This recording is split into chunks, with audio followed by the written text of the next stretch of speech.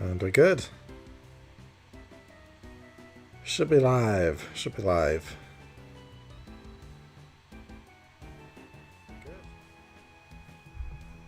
Oh, I'm hearing feedback. There we go. That's better. There we go. Alright, so we're live.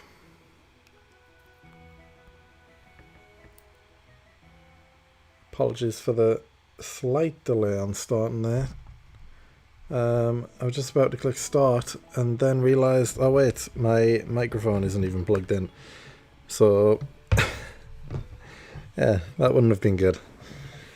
But there we go, we're all good, we're all good. Alright, let's just reposition this slightly. Okay. Music's on, games are on. I think we're good to go. Alright.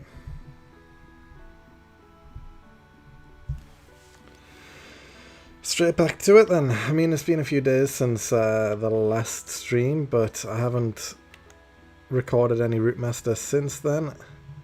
So, yeah, we're just going to continue on from last time. Which emulator do I use? I use Melon.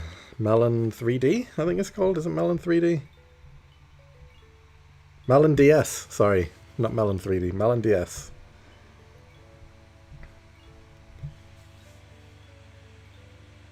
Later you on stream, shame on you. Yeah, man, that's my fault.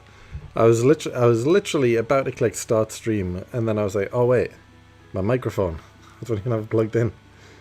So then I had to go get that, plug it in, make sure it was working, and yeah, we're all good. Mr. Baker, I like drinking paint. I hope not. I really hope not.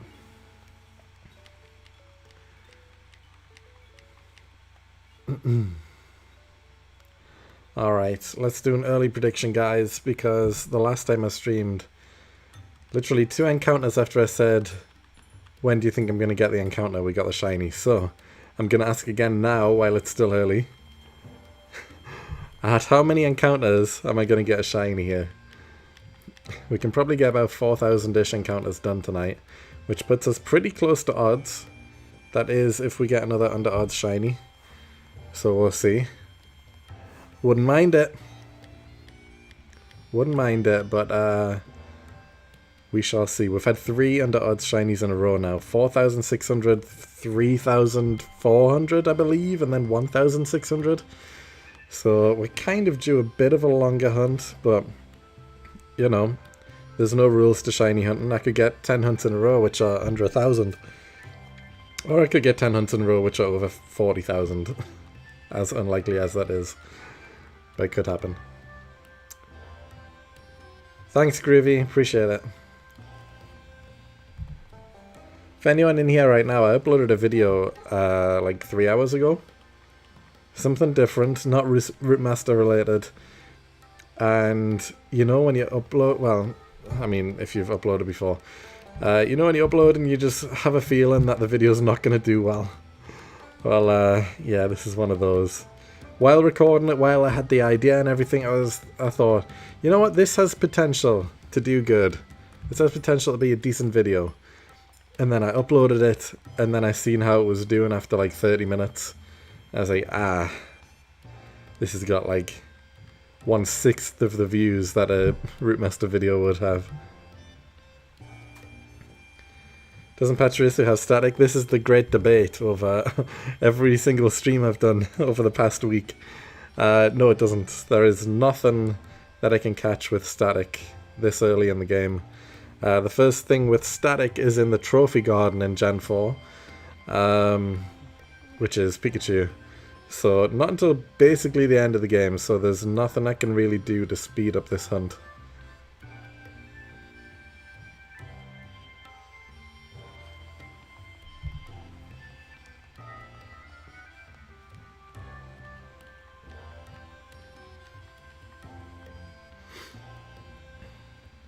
But you never know. Today could be the day that we get the Pachirisu and finally end the over 2-month hunt. So we'll see.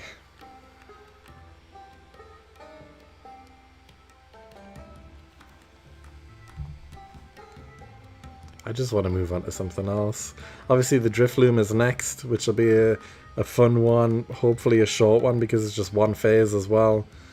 In the next episode, Eterna Forest with the double battle hunts, which means encounters will skyrocket.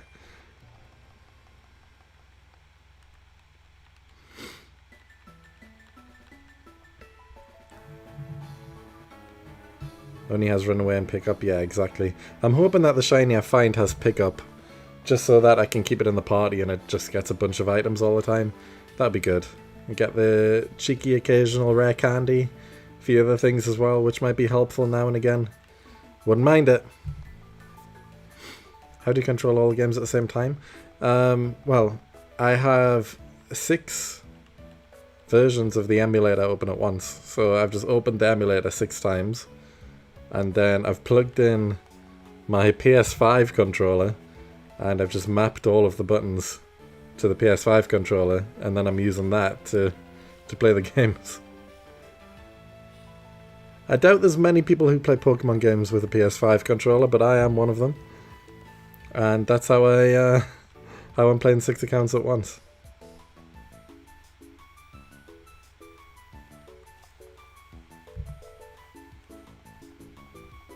Unorthodox, definitely, but if it works, it works. And this definitely works.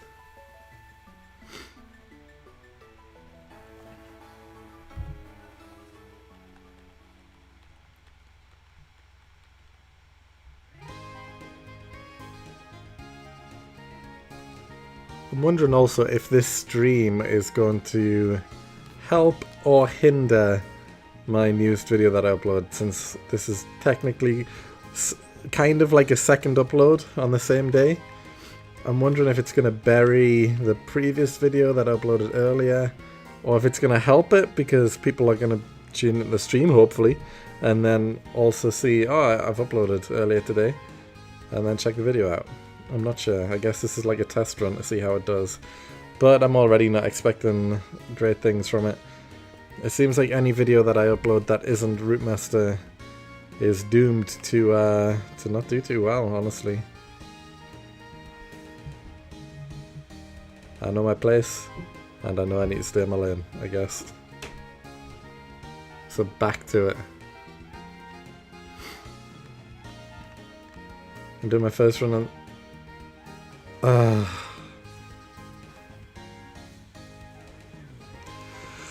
How long have we been live for? 10 minutes? Not even 10 minutes? 8 minutes, I think. There we go. There we go. That's unbelievable, you know. Oh, man. It's on account 1, though. But there we go. Another Shinx. Alright. Well, that is... How many encounters? 2,000. Oh my god. Wait. Oh no, that's right. 2,886 encounters. Account 1. Fun. Oh man. This is phase 13, I believe. Which means, 14 is my record for most phases in a singular route. And we're going to begin that now, I guess. But, let's go full screen for Shinx.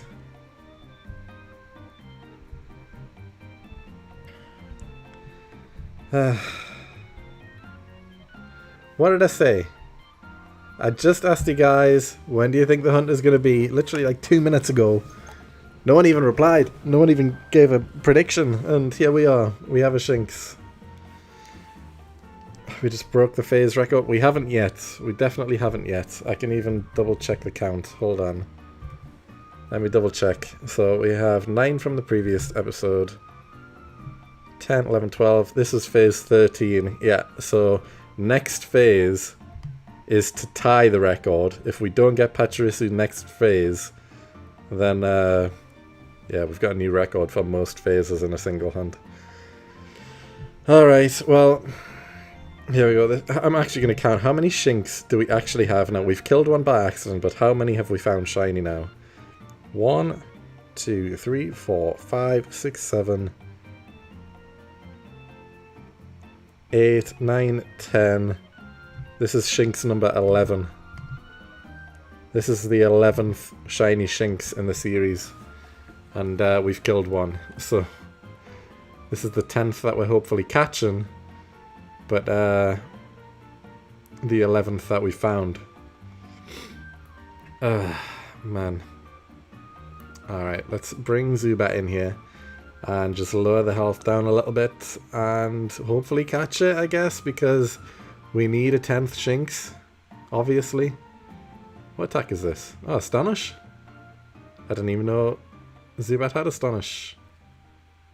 Well, I knew Zubat learned Astonish, but I didn't realise this particular Zubat had Astonish right now. And it actually flinched the first time as well, but it missed the second one. We missed again? Ah, it might be disobeying because it's over level 10. That could be it. We only need to hit it like once more, twice more to guarantee a catch. I'm not really... Oh, we use Leech Life instead. Yeah, okay, we're definitely not obeying. Leech Life isn't going to do much. We need to use Astonish here, Zubat. Come on. Just hit it like twice. I don't even care if it like kills it by accident because we've got so many. But it would be good to catch another one, I guess. But he's constantly disobeying.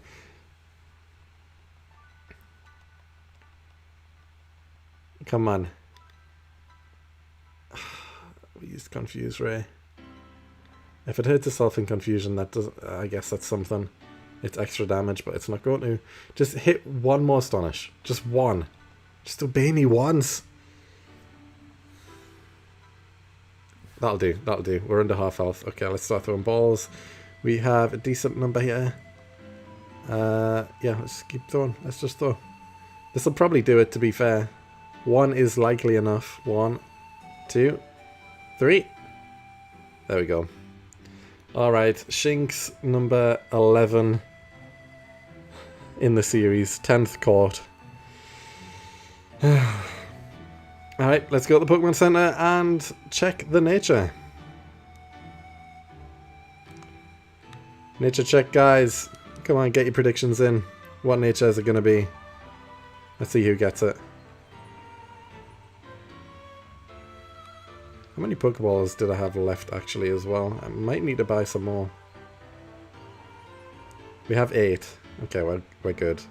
I'm tempted, do I buy some heal balls? I can buy heal balls. Oh, we can buy net balls as well. We don't actually have any. But 1,000 for a ball is quite a lot at this stage of the game anyway, when we don't have too much money. So maybe not. Well, it would be a nice blue ball. Like a teal colour ball. But we don't have any blue captures coming up, I don't think. Well, I guess Ghastly would be next episode. That could be a cool one to get in a nest ball. Doesn't really fit, but it's something. Alright, let's check the nature. We have Gutchib. Gutchib. What is that? Actually, I don't even recognize that nature. Have we had Gutchib before? Let me check the list and see what it is, because I'm not sure what Gutchib nature is. Oh, it's number 1 on the list. It is Adamant. Okay. Adamant nature it is. What does Adamant do? Have we had Adamant nature yet in this series?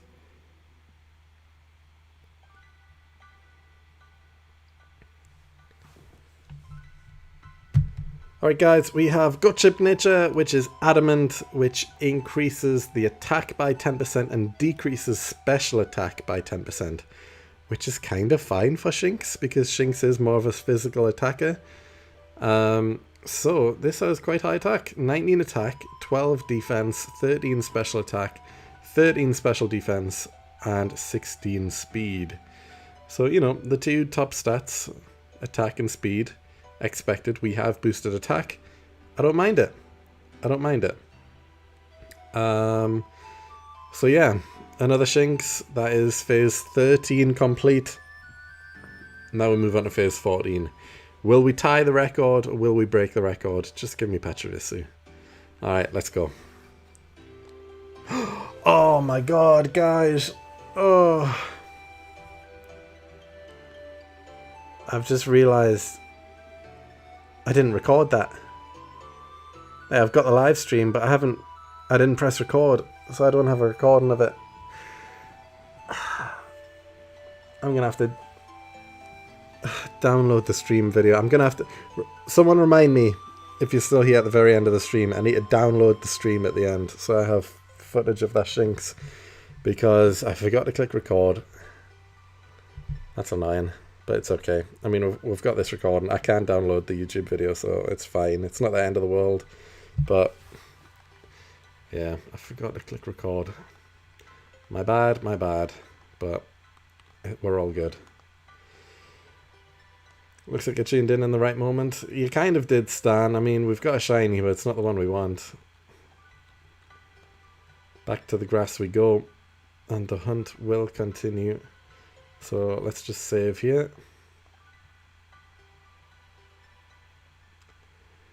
And now we need to spend a minute resetting. It's extra annoying that I haven't recorded, because now I don't know the exact time that I've spent on this hunt either. I mean, I'll get it afterwards after downloading the video, I guess, but it's still a bit annoying. It's really early in the night. We have time for another shiny, hopefully Pachirisu. Yeah, I mean, we've been live now for 20 minutes and we've already found a shiny. I can still go for at least another 2 hours. So there's plenty of time, but we need to reset again, guys, so give me a minute while I reset up all the games again. I wasn't expecting a shiny that quick. So that means two streams in a row, even though it's been a few days, but 2 streams in a row, we've started recording and found a shiny. Like last stream we found a shiny in 20 minutes. Today we found a shiny in 10 minutes. Well, 8 minutes I think we were live for. Which is good going. It is good going. I can't complain, but they're not the shinies that we want. Alright, count 3, get that back in. It is kind of annoying that I need to do this each time, but also it takes like a minute, so it's not so bad. And it means I can hunt on 4 accounts at once, so can I really complain? Not really. But after just doing this 10 minutes ago when I started the stream, set everything up, and then we get a shiny and we've got to do it again, okay. Especially when it's not the shiny I want either. And finally, account 6. Let's get that screen going. There we go. Alright, we're back up. Let's reset the count to 0. And we'll actually start recording this time. And we're good. Alright, let's do this, guys. Back on the hunt. Phase 14 begins. Come on then, let's get some predictions in again. How many encounters before we get a shiny? We can probably do like 3,000 encounters tonight. In the next 2 and a bit hours. So we're good. We'll get a solid amount through. Did you get a shiny? Yes, I did. You've just missed it. We've been live, what, 20 minutes? And we found a shiny after 8 minutes. It was a Shinx though, so nothing too special. Shinx number 11 of the series. We've only found like 35-ish shinies. Which means, believe it or not, but Shinx is almost a third of every single shiny that we've caught so far. Which is kind of wild. Actually, have we caught more Shinx than Bidoofs now? So we have 11 Shinx. How many Bidoofs do we have? 1, 2, 3, 4... 5, 6, 7... 7? Wow. I thought Bidoof was the leader for most shinies, but we have 11 Shinx and 7 Bidoof. Shinx is by far the shiny that we've caught the most now. That's crazy. 11 Shinx. Just give me something else. Just give me anything else. Preferably Pachirisu.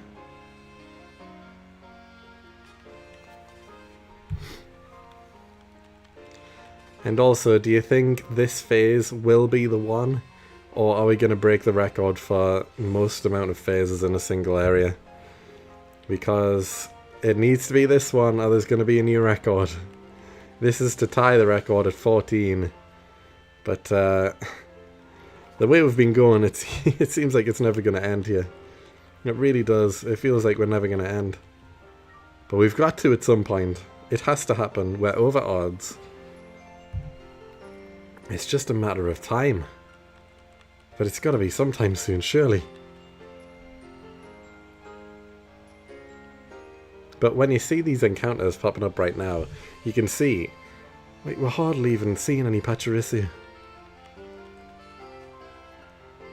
I think we see one every like 6 encounters or something. I mean, the odds are literally 1 in every 10 encounters, but it feels that way as well. It feels low. We're not seeing any Pachirisu. I got so used to the look of our other 10% hunts, like the Wurmple, finding that first. And, you know, other hunts where we've had 10% hunts and it hasn't been too bad. But, yeah, I mean, the luck is slapping me in the face now, saying, yeah, you thought you were lucky? Okay. Alright, not anymore.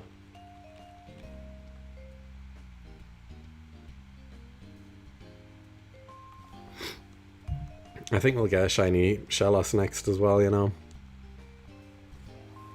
I've just got a feeling.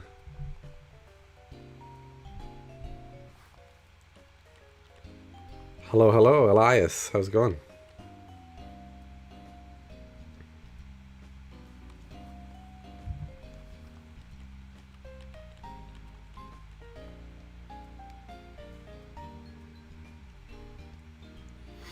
It's a bit of a quiet night tonight. I mean, usually we've got like over 20 to 30 people in the chat. Tonight we've got 9 at the minute. What's going on? Is it just the Monday morning blues? Well, I say morning, it's 10 PM for me. But is it just the Monday blues? People are too tired or annoyed that they went back to work today and they're just like, can't be bothered. Don't want to do anything. Stay strong, you got this. I mean, I will. We'll get through it, but it feels like it's never ending.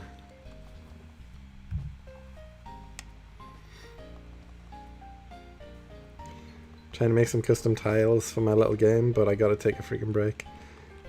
Little game, is it tiles as in like for a Pokemon game? Like are you making a mod or something, or is this like a legit, like your own custom game?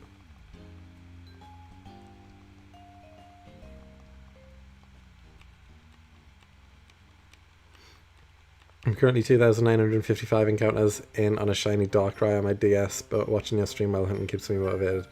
I remember you saying that you were going to hunt Darkrai in the last stream a few days ago, so you've done a decent amount of encounters, if you're only using one DS especially, so keep it up, man. Hopefully you get an early encounter, just like I did there for the last Shinx. You never know. Darkrai could be just around the corner. Just signed on. I have a meeting in 4 minutes, so if you could get the shiny by then, it would be hugely appreciated. You've just missed a shiny, man. We just caught a shiny, which is why the encounter total right now is so low.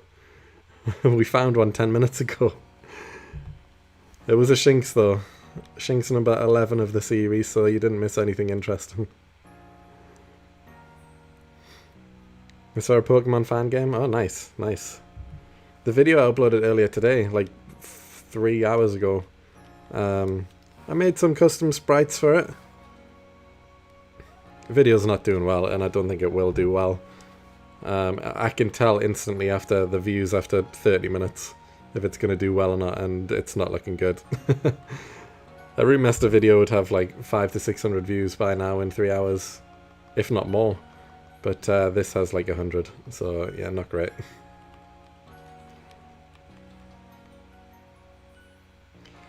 Sometimes I'm using 2 DS's and sometimes one, yeah. Either way, even for just 2 accounts, that's quite a lot of encounters for like 3 or 4 days, or however long you've been going for. You saw it and you liked it? Oh, nice. The pixel art, like the background pixel art was not by me, no.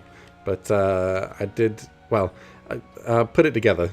I put it all together so it looked good. The frames and everything, I made the background as it was, but I didn't do the artwork for it. But the in-game sprites were all me. Because it was my first time doing a mod, you could see that the sprites weren't perfect. Like the Mirabee battle sprite, like as he's appearing to throw out the Pokeball at the start of a battle, the color palette was slightly weird, and because of that, like his skin looks like a weird white color, because his skin color is the same color as like the shadow in his white part of the afro.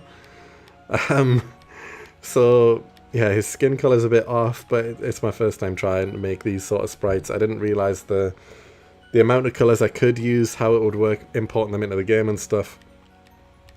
I think the overworld sprite did work pretty well. Like, it looks cool, the little sprite walking around the map and stuff. But the thing that kind of annoyed me with it was that the sprite sheet that I got, that I had to create the Mirabee on, it didn't have like a right-sided sprite. Like, it had front, back, and left, but there was no right side sprite. And when you import these images into the tool I was using, it flips the left sprite, which is annoying because obviously Mirabee has a half white afro, half red afro. So when he was walking to the right, you would expect to see the red part of his afro, but it's just flipped the left sprite, so it's just white on both sides when he's walking left or right, which is a bit annoying because it's not right, but that's just how the tool worked, and there is no like right facing sprite. So a little bit annoying, but I mean, if I was using literally any other character, they're likely gonna be wearing the same thing on both sides, so it wouldn't matter for like 99% of characters, but him specifically being like half red, half white hair, that was a bit annoying, but I couldn't really do anything about that.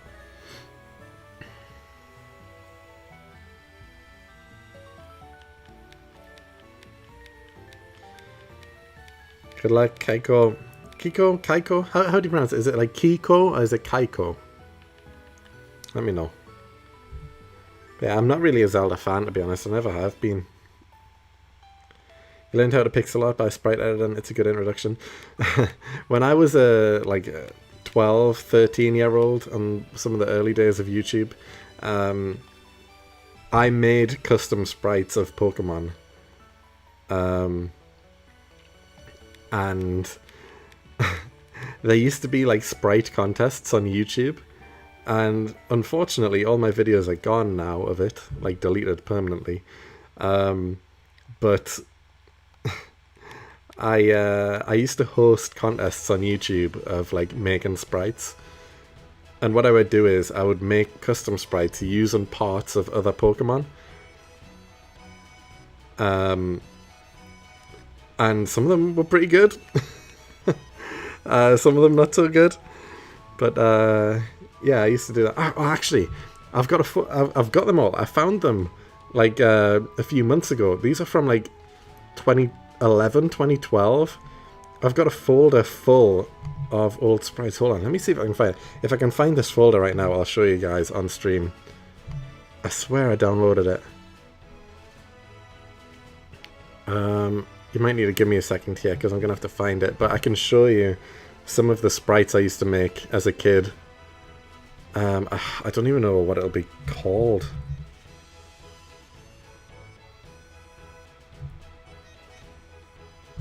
Is that it? Is this it?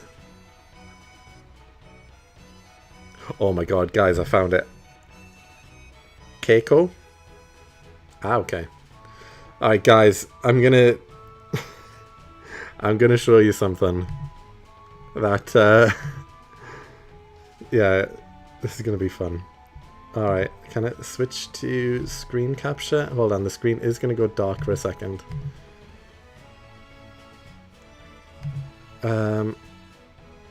Can I show this? How's this going to work? Oh, hold on a second, guys. I need to...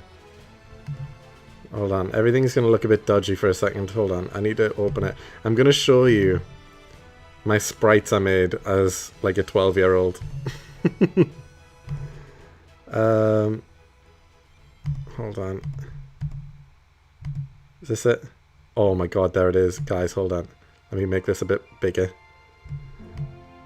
Guys, you're not prepared for this.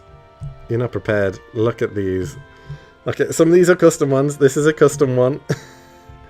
But then I've got some monstrosities where I combined Pokemon. Some of them turned out okay. Like, I think this one's okay. I mean, it's very obvious what sprites I used, but some of them are okay. I don't know really what I was doing with this one. This is basically just like a shiny Latias. Some of them, you know, combining the dogs together to make one dog. The names as well are just ridiculous. And some of these... Why is this one called Cyborg? I mean, it looks pretty good, to be fair. This one actually works pretty decent. It's not bad. It's not bad. Trilord. Oh my god. Look at this. This is actually a pretty cool one. I actually kind of like this one. I don't mind it. It's decent. Oh my god. We've got Combi's Mega Evolution. If Combi ever had a Mega Evolution, there we go. Combi! This one I am actually pretty happy with. Deoxys. Oh my god. Baby Deoxys. This is a good one. I actually really like this one. I think this one turned out really well. Yes, like that one. This one, not so much. Okay, this one wasn't great. I had a thing for Magmortar's arm cannon. I really liked it. I put it on a lot of sprites. Growlithe, decent. The Sableye eye doesn't really work too well, but overall I think the rest of the sprite actually works pretty well. I don't mind it. Dracolord, yeah, again, not the best. Kind of works, kind of doesn't. Togekiroke, that's a decent one. I like that one. This one works pretty decent. Although it's it's just the Togepi shell on the body, and that's it. That's all I changed. Ice King, yeah, this is not the best. This isn't the best. I don't like the head on this at all. Aerodactyl. What was I even thinking of this one? Okay, this one doesn't work either. Oh my, okay, this is a monstrosity. Yeah, the name sounds almost Russian as well. Okay, this one just doesn't work. Oradig.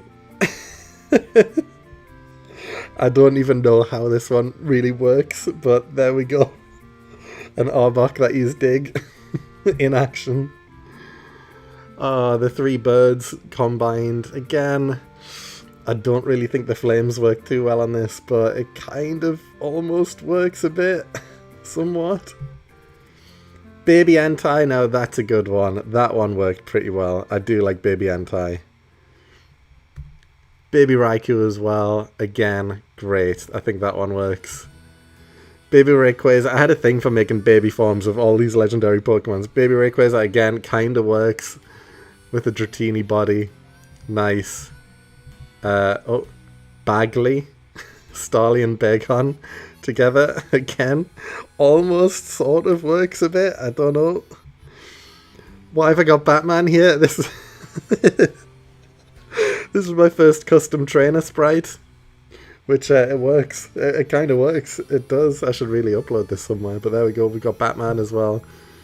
Oh, and then back to Pokemon. What is this monstrosity? Oh man, yeah. I don't know what this is doing either. What's with the mouth on this one? What was I even thinking? Bulbafly. Yeah, this is where I tried my own custom shading. You can tell on like the stomach area. Not the best shading, but okay. Oh, okay, yeah, we've got overshaded Pokemon as well. What we doing here with this? This is just a normal Bulbasaur sprite, which I overshaded, and it looks horrible to be honest, but there we go. Casual Squirtle. It's just a squirtle wearing clothes. Alright. Katachu. Yeah, I don't know about that one either. Chantoff. Again, the combination kind of works a bit. Don't mind it. Don't mind it. Chargator. Oh god. Again, it almost sort of works. Chaking. Again, Shatot's final evolution. Imagine. Imagine. Can you see the vision? I can see the vision. Chat Snake. Not. I don't see the vision anymore. Chickaflare. Combining the starters together kind of works. Kind of. Maybe not so much.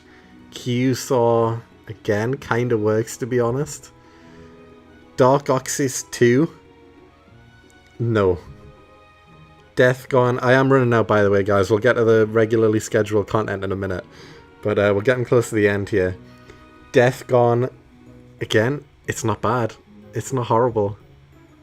Drawley is bad. Is horrible. Let's move on.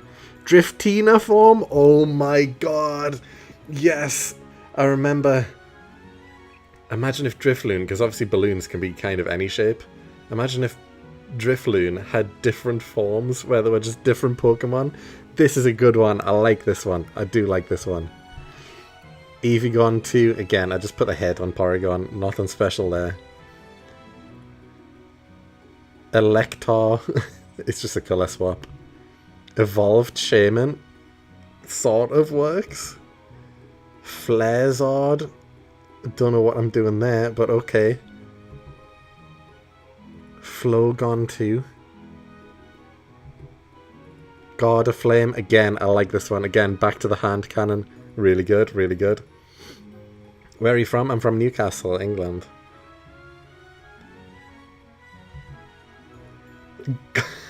Golto.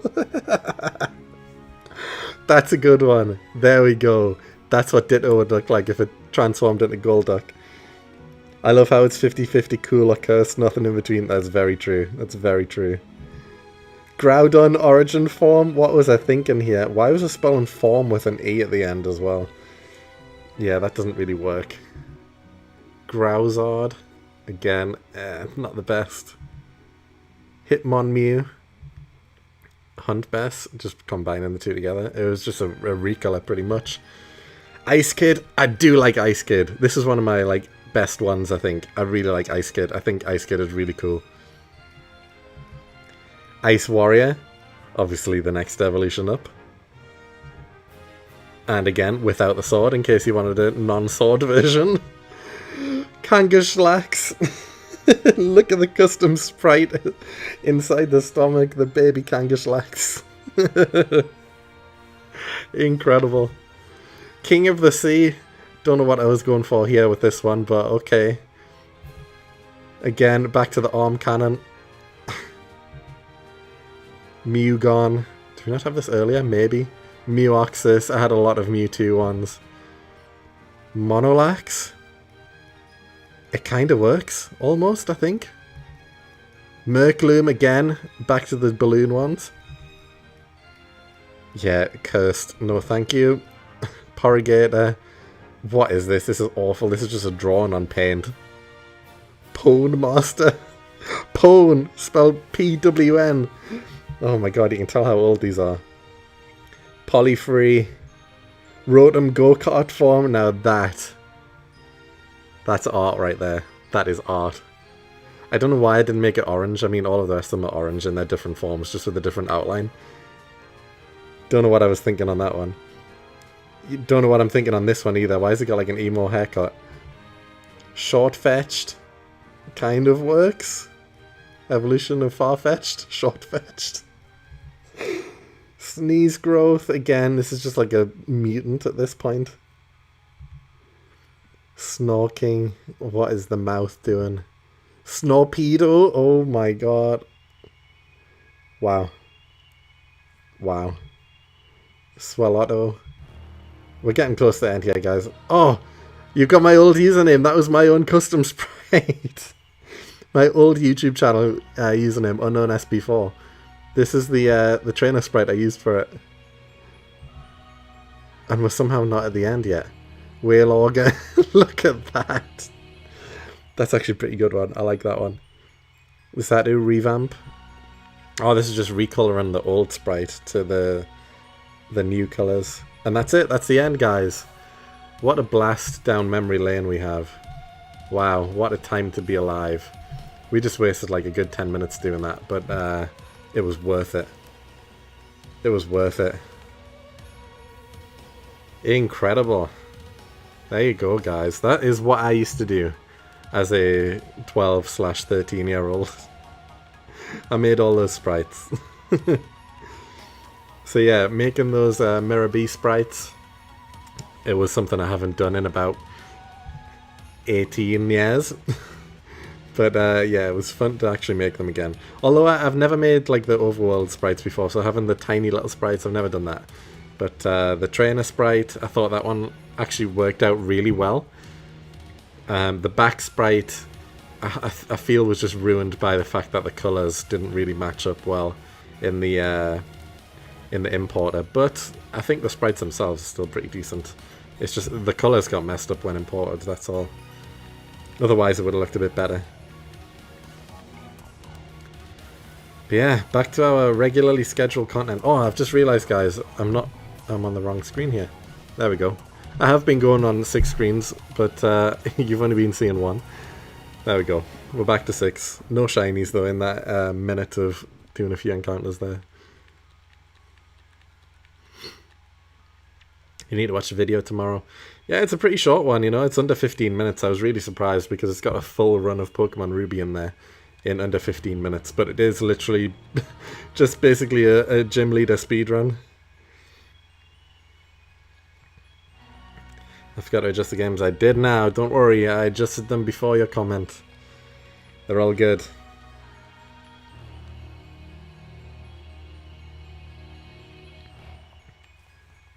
Yeah, I used to, like, all those sprites are ones I've created, obviously, as a kid.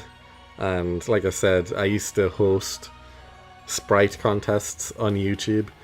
So I'm sure if you searched on YouTube right now, Unknown SB4 sprite contest, there would probably be like 16-year-old videos that are uploaded of people submitting their sprites for my contest. Actually, I know there is, because one of my friends was someone who also made sprites, who entered these contests, and his videos are definitely still up. So yeah, I've been around on YouTube for a while. Tried a lot of different things, had my hands in many hats, but one thing that has remained is that over the years I always fall back to Pokemon, no matter what.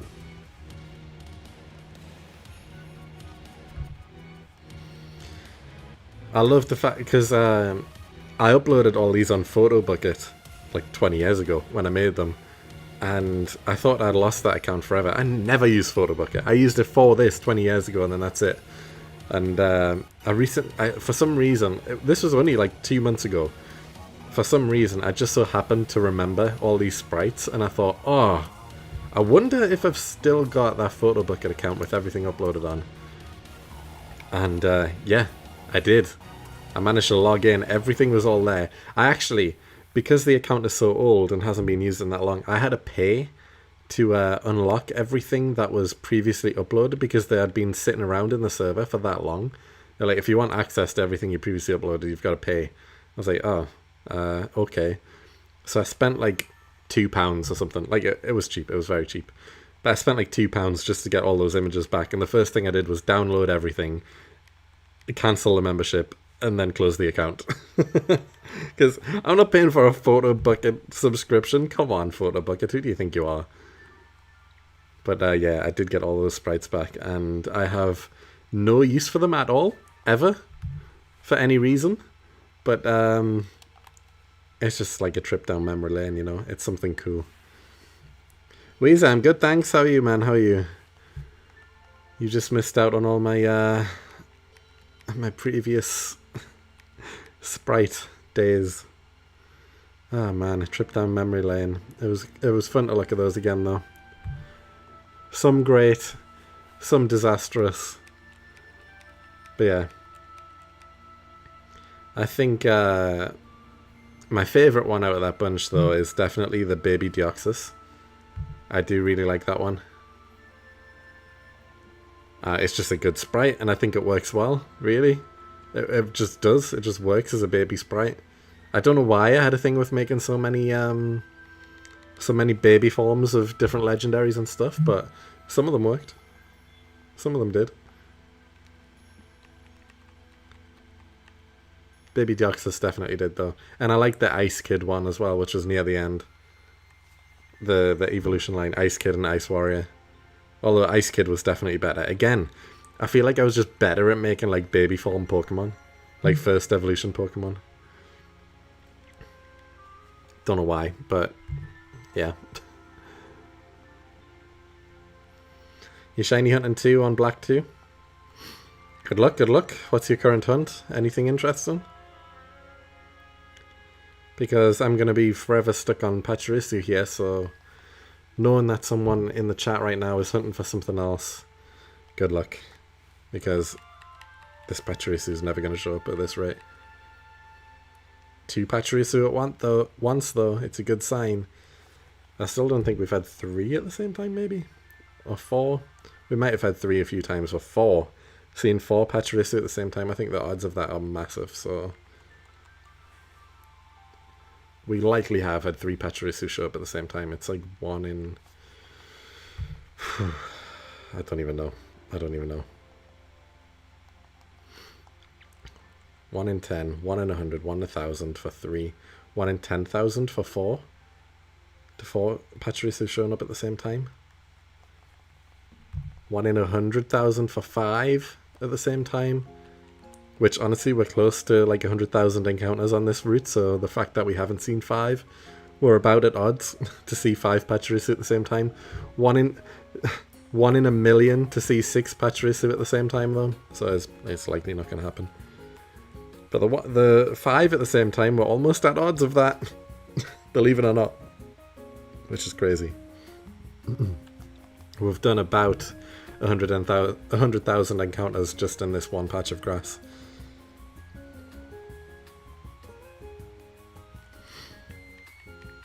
I'd like Nosepass just went over half odds. Are you, whereabouts are you hunting? What else can you get with Nosepass at the same time? My first thought was straight to Gen 3 and, you know, like Aaron, Zubat and stuff, but I can't remember where you get Nosepass in Gen 5. Hello, hello. I'm assuming it's post-game. It must be post-game, right? Because, well, actually, I'm not even sure on Black and White 2, but Black and White was the first generation since Gen 1 to not have any previous generation Pokemon in the mainline story until after you beat the Elite Four. I don't know if Black and White 2 is the same, or if they just decided, you know what, let's just throw in a bunch of earlier generation Pokemon throughout the story. I don't actually think I've played Black and White 2. A lot of the sequel games I just haven't played. Like Omega Ruby and Alpha Sapphire, didn't play it, even though Gen 3 is my favourite and Ruby is my favourite game of all time. Never played Omega Ruby and Alpha Sapphire. I never played Black and White 2. I never played Ultra Sun and Ultra Moon, but I played Sun and Moon. I don't know why. I just never got the sequels, I guess. 'Tis my first time catching you live. How goes it? It goes well. We've already caught a shiny in the stream, which is why the encounters right now is pretty low. We found it after 8 minutes of being live, but it was just another Shinx, so nothing too special. And then we've just done a trip down memory lane and looked at all of my sprites that I've created when I was like 12. So that was something.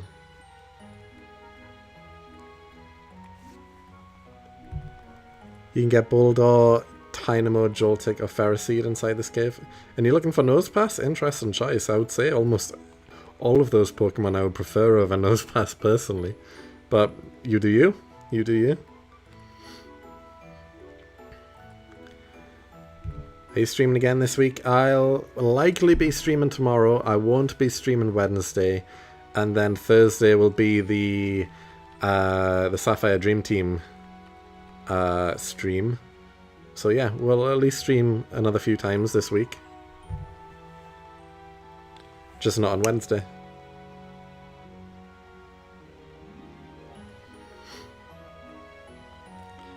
Don't have the game in English. Chargestone Cave, yeah. Yeah. I remember. But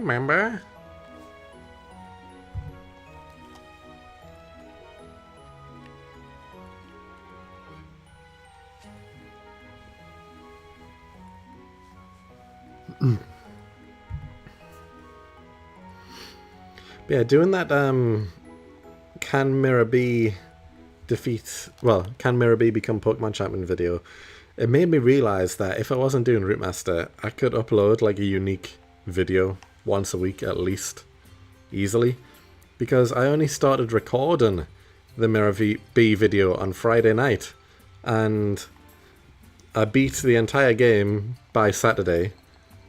Sunday I started editing, today I finished editing, and we got it uploaded today as well. So 4 days from starting to record to have a video uploaded.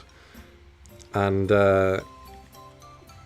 yeah, if I wasn't doing Route Master and I wasn't busy shiny hunting all the time, if I just made unique video ideas like that one, I could probably get a video up once a week of all these different things. But instead I'm shiny hunting. And admittedly, I know that each one of these Route Master videos will do 10 times better than anything else I upload, which is a bit of a shame. I would like all my videos to do just as well as each other, if not better. I want my next video to always be my best performing video. I want it to always get better and better and better, but that's just not the case. Yeah, Route Master, people tune in for it. Everything else is like, maybe. The Dream Team quest, likely to get some views, but I know it's not going to perform as well as Route Master. Anything else that isn't like specifically shiny hunting related, I just don't think it's going to do as well as Route Master either. But you just need that one idea to kick off and do well, and then it's like, okay, I can capitalize, I can make more, I can do things similar, I can branch out and try, you know, while I've got this new audience in, to do another video. But with Route Master, I'm kind of locked in. People like it. People know what it's going to be about. People understand the concept. And it does well because of that. People have been tuning in from the start now.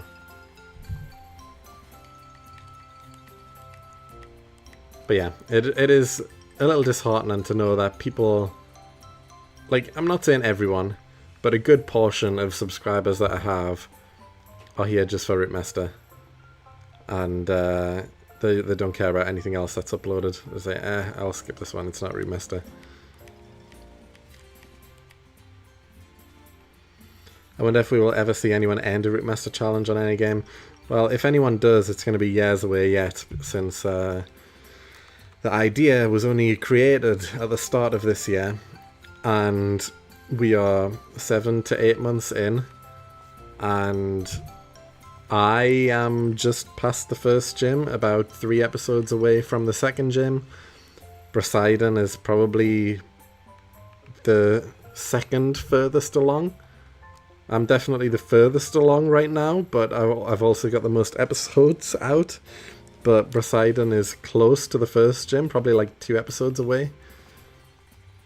And no one else is even close, really, I don't think. Elite Shiny Hunter is close on their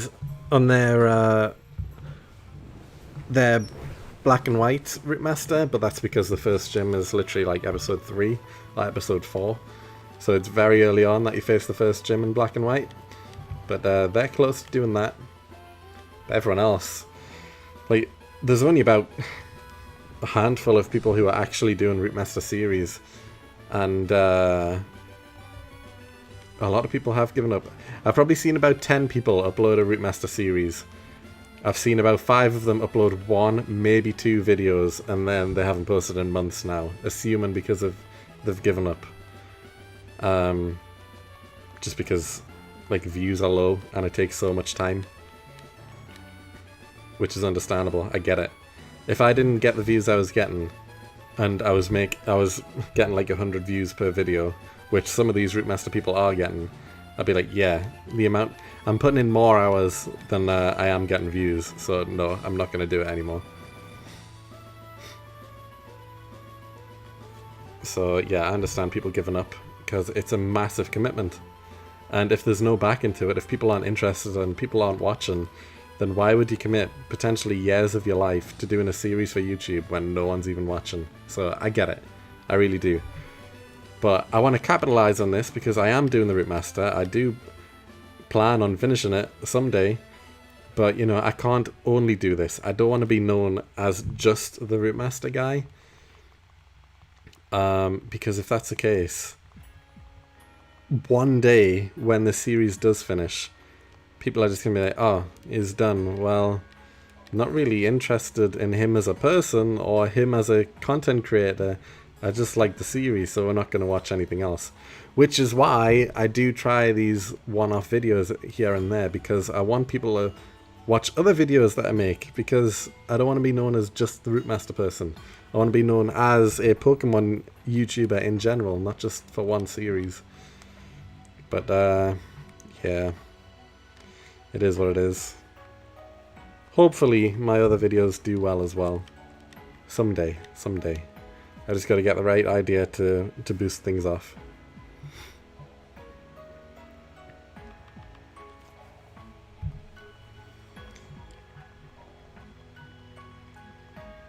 Poseidon hasn't gotten any Dark Cave. That's gonna be a while with the 1% Dunsparce. Yeah, it definitely is.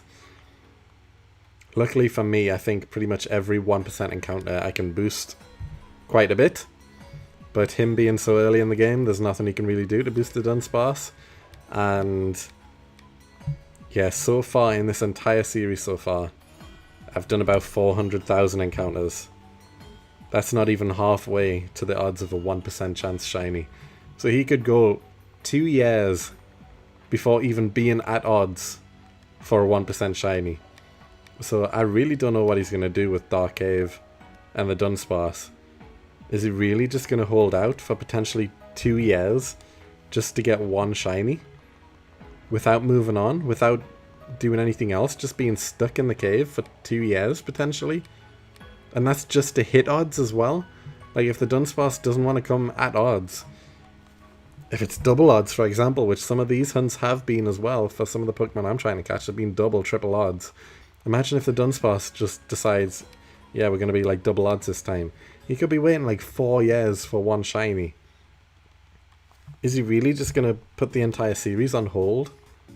Or just constantly do episodes every now and again of cave progress where it's just the same few shinies over and over and over every episode? I don't know. I don't know. I don't know what he's going to do. I hope, for his sake and the viewer's sake, that he decides to make a rule where he can skip Dunsparce and come back to it once he has a method of hunting it quicker, because he doesn't need to go through that torture, and people will want to see progress and continuation without having to wait potentially years for one shiny.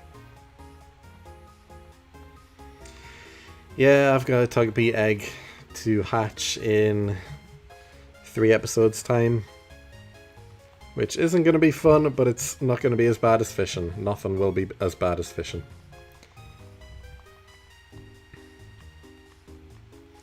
The Togepi egg and the fossils will likely be 2 separate episodes. I think I'll do 1 episode based fully around fossil hunting, because it's like it's a one-time thing. After I've got both fossils done, then I'm not going to fossil hunt again. So it makes sense to have fossils as their own episode. The Togepi egg will likely be with just like the Eterna City episode in general. So like beating the gym, looking around the rest of the city, because there won't be any other encounters in there. So the Togepi hunt will likely be with that. So we'll do the Togepi hunt first with the rest of the city stuff, and then the following episode, well, we'll spin the wheel, I guess, but fossils will then be on the wheel because we will have unlocked them. So there's like a branching path after Eterna City where we can go like 3 or 4 different routes. Fossils will be on that list, so if we spin fossils, we'll do a fossil episode, but it'll be separate to the egg hunt, I guess.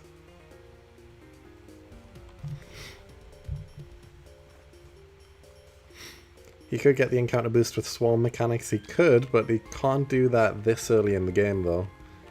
Like, swarm is only after beating the Elite Four, right? So he could come back to it after the Elite Four, do swarms, which would boost the hunt. I'm sure later on in the game there'll be either certain Pokemon or certain abilities or something where he can boost the encounter rate further as well.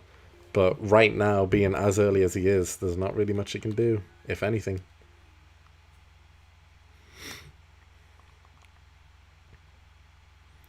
It would genuinely be a miracle if he found Dunsparce in under like 100,000 encounters. Which, you know, if he was really going for it, he could do 100,000 encounters in like a month. 2 months. But again, at that point, he would only be at like a 10% chance of actually finding Dunsparce. He might get extremely lucky, but, you know, it's unlikely. Like this Pachirisu, for example. Doesn't want to appear.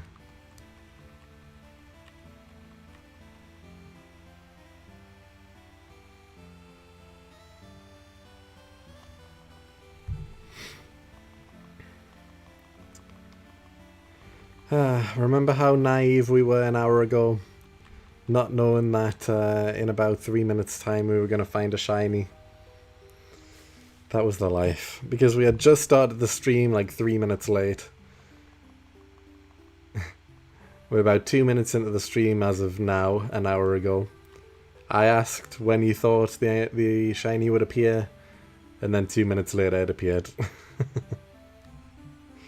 So naive. If only it was Pachirisu.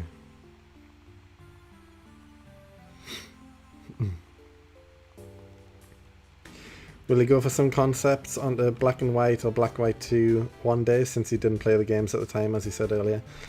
Yeah, I mean, I want to do videos on like each generation of games. I mean, I'm not interested in the Switch games. I'm really not. But all of like the mainline Game Boy and DS games, yeah, I want to make videos on all of them. Depend on the idea and depend on the concept. Yeah, I would definitely. I think, like, I've got so many ideas for one-off videos, which they're nothing new. Like, it's not a unique idea. Like, we've discussed in previous streams some of the ideas I do have, which are unique, like the Traveller series, which I do want to do one day. I still need to iron out a bit more. But, you know, like, just doing a Nuzlocke. I could just do a Nuzlocke on one of the games. You know, boot up like Pokemon Sun, do a Nuzlocke on Pokemon Sun. It's been a long time since I played Pokemon Sun. I can't even remember half the story, to be honest. I think, well, I probably did only play it once when it was first released and then never went back to it. Because of like the Dynamax and stuff, I just wasn't really a fan of that. But like, just doing a Nuzlocke, my first Nuzlocke. That's a unique idea. I could probably, again, record an entire run of a game in like 2 days, 3 days max, see how it goes, and then edit it, get it uploaded. I could do that in less than a week. Just these one-off ideas, but, you know, it's nothing new, it's nothing groundbreaking, but I could do, just to get some more content up. But every time I do one of these one-off videos, it just means I can't be, like, doing Route Master. I can't be shiny hunting in the background because I'm playing a different game, you know? But then, these Route Master videos, I could take, like the last episode, I could take 2 months just to get one video out. Or, I could get like one video out a week, doing other ideas. So, it's the trade-off. But I know that the Route Master videos are going to do 10 times better than anything else I release, unless I get really lucky with an idea. So, yeah. It's a constant struggle in my head. Do I take a break, upload something different when I know it's not going to do as well unless it's a truly groundbreaking idea? Which again, I've still got to get lucky with the algorithms and that it gets pushed to the right people so that I get the views. Or do I just stick to Rootmaster since I know it's going to do pretty decent? But I might not release a video for a month at a time, 2 months at a time. I don't know.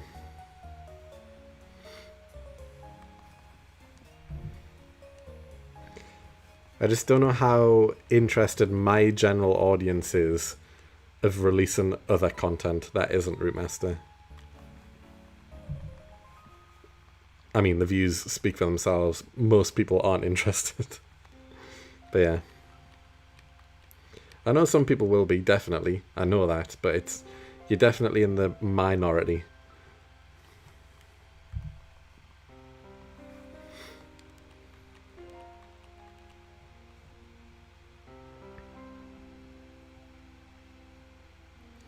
Yeah, exactly, Weezer. Exactly. Rootmasters do well, but it takes a hell of a lot of time just for one episode.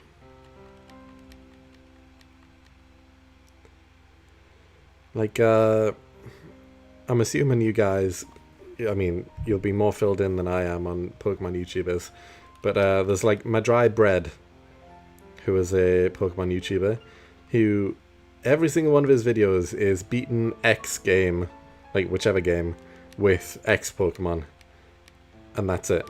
So like, beating Fire Red with just Caterpie, or beating Pokemon Ruby with just a Sableye, that sort of thing. Every single one of his videos is the same concept.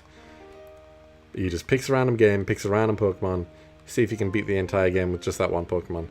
And that's all of his videos. He's got that locked down. He does that all the time.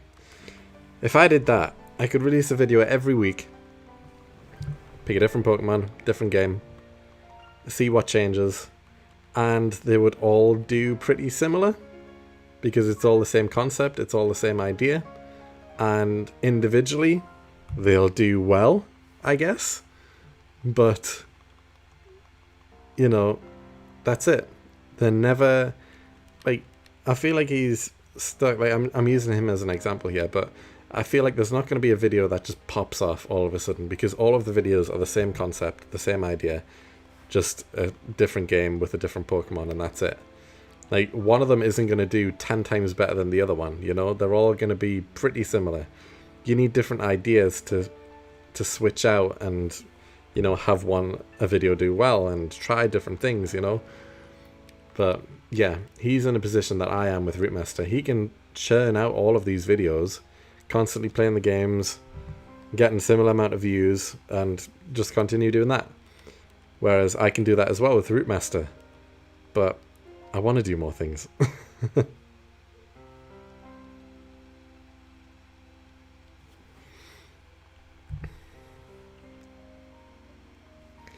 going to be honest with you, I only watch Rootmaster from you and Poseidon. The rest of the Poke YouTuber I follow is about lore, hidden mechanics, etc. Yeah, I mean, to be fair, me and Poseidon are the only ones who are actively uploading Rootmaster videos, to be honest. Everyone else who's tried has kind of fallen off, or it's been a long time since they've posted, and it looks likely that they're done. So, yeah. I would like to see someone else try. I would like to see a bigger YouTuber try, to be honest, because they're more likely to stick to it, I guess. Because they'll already have an audience. But the only people who are uploading Rootmaster are brand new channels, myself included. So it's like, do we trust these people? Are they going to stick to it? Are they just going to stop? Who knows? They're a brand new channel. We don't know anything about them.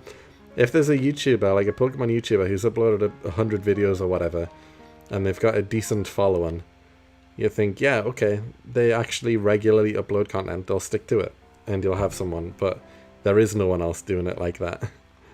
Poseidon is the biggest YouTuber, and I've somehow turned into the second biggest YouTuber doing it, being a new channel. I've recently been watching a shit ton of this game with only shinies videos, and it seems to work though. I don't know if this is the kind of videos people are most likely looking for. Yeah, exactly, this is what I mean. This is what I mean.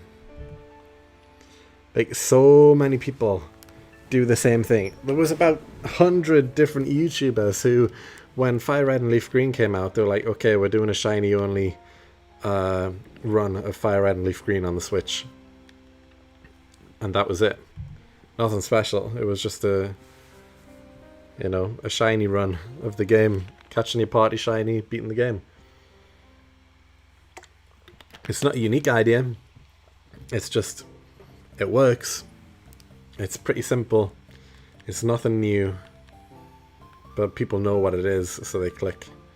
So I'm thinking, do I need to think of something new? Do I need the next thing since sliced bread? Or do I just pick an idea that already works and try it and see how it goes?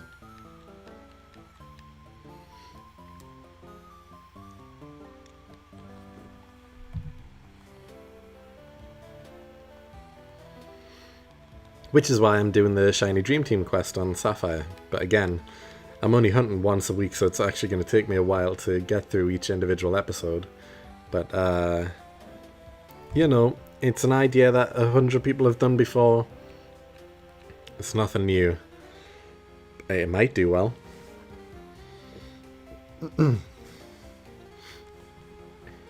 Sounds like there should be a new biggest Route Master YouTuber to pave the way.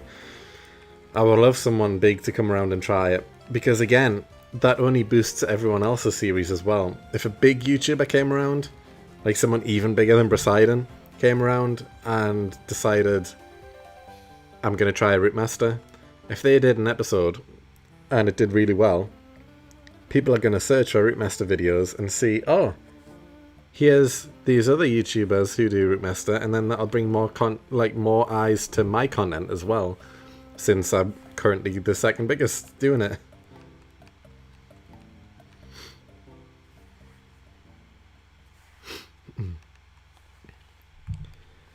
What about Oak Challenge, even though that is straight up torture on some games? So, you're going to have to correct me here if I'm wrong, but is the Oak Challenge just where... I mean, it's basically Route Master, but without the shinies, right? Like, you go around, and in each area, you've got to catch every Pokemon before you advance. Is that right?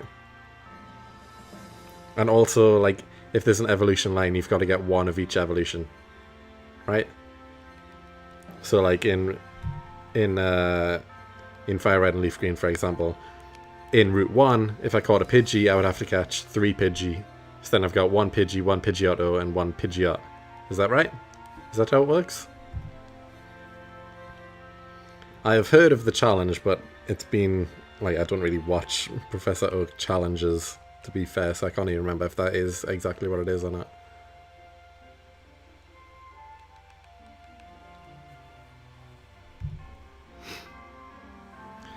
The typical grind game where you catch everything and fully evolve them before each gym.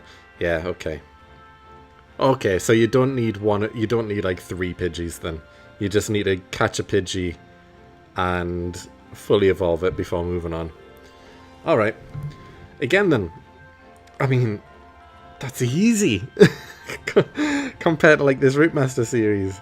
Catching each Pokemon and just evolving them and then moving on. Man. That's a walk in the park compared to this Route Master series. I mean, again, it is time consuming. It definitely is time consuming to do that, because you need to complete the Pokédex, I guess. But, compared to Route Master, it's nothing. I could probably finish it completely in like a month. I know I could, actually. I know I could. In less than a month.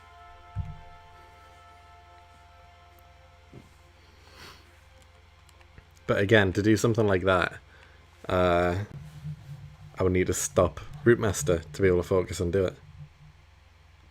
Everything is easy when you go for Route Master, though. That is very true. That is very true. But yeah, I mean, we're just spitballing ideas, though. Some one-off video ideas, something different for the channel. Something that could stand out, potentially bring new eyes to the content.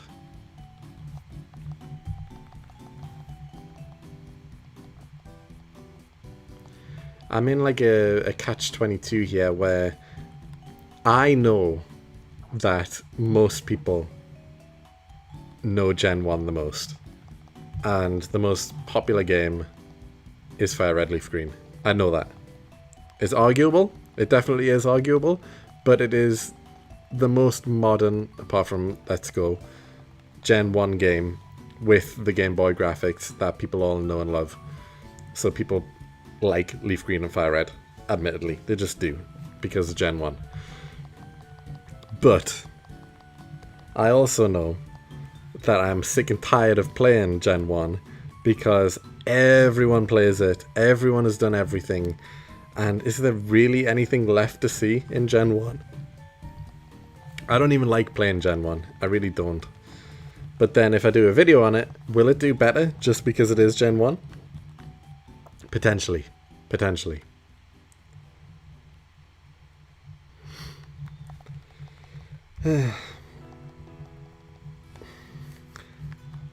How to when you're set up and getting 6 screens up on the same controller, etc. It's very simple, man. Just download the Melon DS emulator and just open it 6 times. And then plug in a PS5 controller. That's it. Inside Melon DS you can set up the controller settings, and it doesn't matter how many emulators I have open. I could have 1 open, I could have 20 open. You know, they're all button mapped the same, so it just works.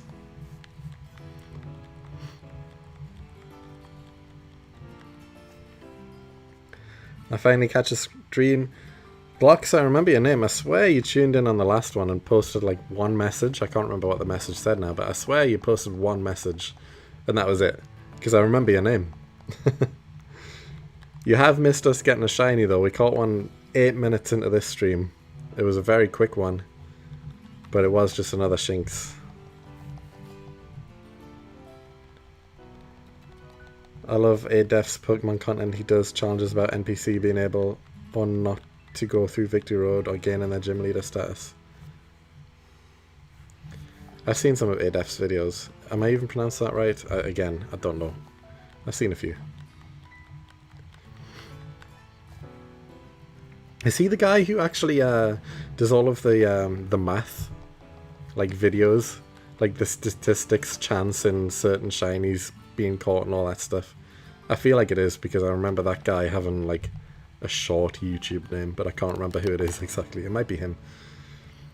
YouTube is hard since there is a meta for Pokemon content, and going for non-meta content is risky for your view counts, but this can also lead to hitting niche viewers as well. Yeah, exactly. The Gen 3 Ruby Sapphire Emerald is supposedly about a re-release. Could do something with that. Yeah, I'm tempted, you know. Gen 3 is my favourite generation, and I know it's been like kind of teased that they're going to release it on the 30th anniversary, which is November, is that right? I think. But also, like 2 days ago or something, they posted a tweet up of like, do you know the Brilliant Diamond, Shine and Pearl graphics? Like those graphics, but for Heart Gold and Soul Silver. And it's like, hold on just a second there. Are you re-releasing Heart Gold, Soul Silver, but in the same chibi like graphics as Brilliant Diamond and Shine and Pearl? They teased it. They put up a tweet. If you haven't seen it, you're gonna have to find it. But yeah, they posted a tweet of like the villain character. Like, you know, when he stands outside the Pokemon lab at the very start of the game and he's looking through the window. Posted that, but in like the chibi style of Brilliant Diamond and Shine and Pearl. And I was like, hold on just a second here. What's going on? Are we getting another re-release for the Switch? I feel like we probably are. But I feel like we're going to get re-releases of all the Game Boy and DS games, and we talked about it on previous streams, but they will. If they're closing bank, they're going to release all of the games onto the Switch, just so that you don't lose out on previous generations.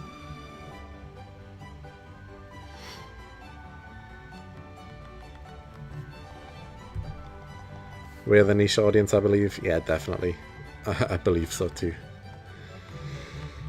I mean, if they do release Ruby Sapphire and Emerald on the Switch, like the same as they did Fire Red and Leaf Green, will I buy it? Probably not. Like, if I just have an emulator of the game, which I'm doing with this Sapphire Dream Team quest as is, like, you can't tell the difference between you know, the Switch and the original game. So there's no point buying it. Why would I? Why would I? I bought Fire Red for some stupid reason. I played it once and I'm like, why did I do this? If I'm ever going to record a video, I'm just going to probably emulate it because it's easier to record anyway.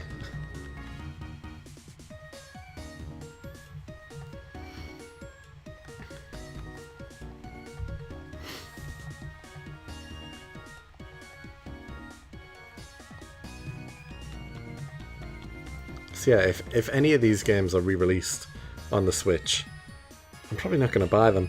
Unless, if they do the Heart Gold Soul Silver remake, like they did with Brilliant Diamond and Shining Pearl, and like recreate the entire game again, I'll likely get that, because it's a new game. But if it's just like the Fire Red's Leaf Green re-release, where it's literally the exact same, nothing changed, then no, I'm not going to bother. I'm just going to use an emulator and carry on. But I did really like Brilliant Diamond, Shining Pearl. Completed the Pokédex on Pearl. Did everything there is to do. It's a great game. I know a lot of people didn't like the art style, but I didn't mind it. I liked it. I liked replaying the game in a different art style. If they do that with Heart Gold Soul Silver, I'll get it. If it's just a re-release of the DS game with nothing changed, no, I won't. I'll just continue with the emulator.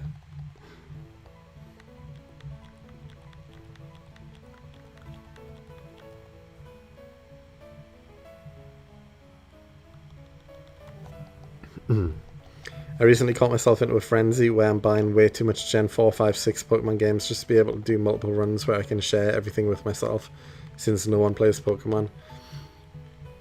Yeah, it's a tough time if you don't have friends who also play and say, oh, I'm kind of alone here.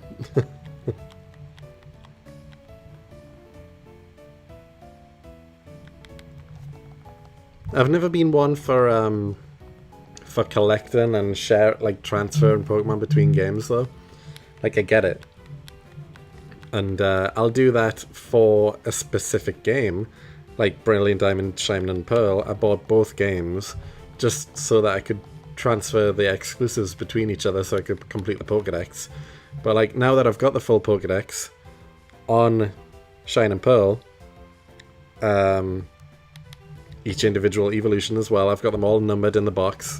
So like, I've got three Bulbasaur, one Bulbasaur, Ivysaur, Venusaur, that sort of thing. I've got them all numbered in the box, in box order. I've got the entire Pokédex done on Shining and Pearl. Am I ever going to trade any of those over to any other game? No. I'll just... If Heart Gold Soul Silver comes out on the Switch in this chibi style as well, why would I transfer them all over? It's a separate game. You know, I'm not one for transferring Pokemon across multiple generations just to still have it. Like, what am I going to do with it?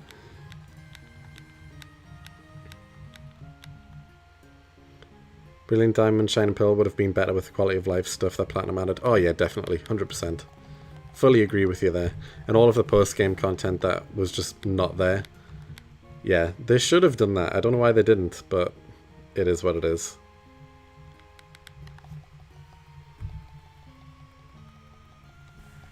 Still a good game overall, though.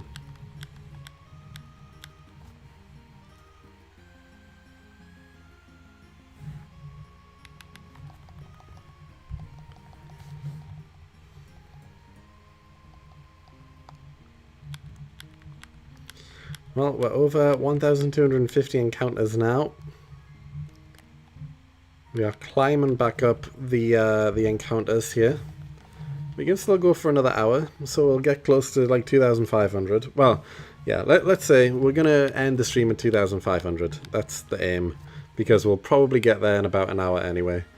And that'll be midnight for me, which is when I usually stop. So we'll call it a day at 2,500. Am I going to find another shiny before 2,500? It's unlikely. It is unlikely, but it could happen.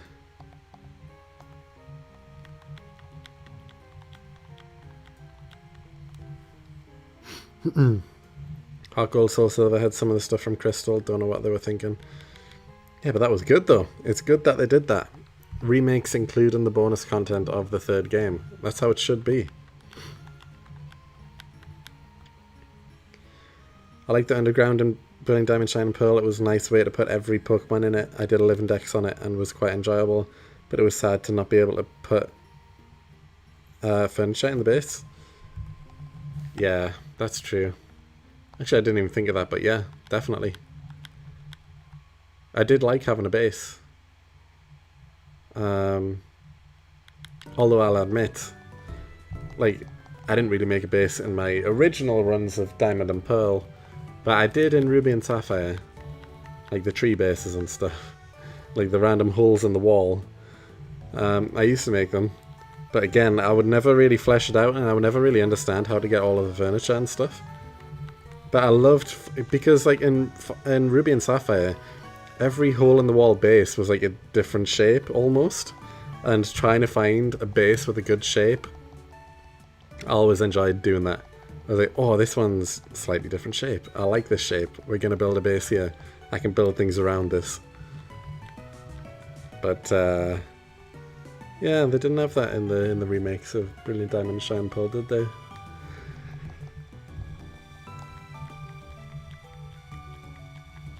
I mean, we'll get to it in this series. We will get to it, and it'll be relatively soon as well when we unlock the underground. So we'll see. And I guess since we are doing a Route Master, we will have to get every underground item eventually. But unlike with Pokemon, how I can't advance until I get everything, I don't think it's actually possible to get every single underground item straight away as soon as you unlock the underground. Like, you have to progress in the game. So, you know, that'll be like a background task. That'll be like probably the only background task that we've got, is to make sure we're collecting items for our underground base as we go throughout the game. I think I'm gonna head to bed now. Got to 5,000 encounters, which is great, and I better stop for tonight. Yeah, fair enough, man. I mean, we're gonna keep going for another hour here. Hopefully find another shiny. We still haven't had 2 shinies in one stream, but there's definitely a chance with this one.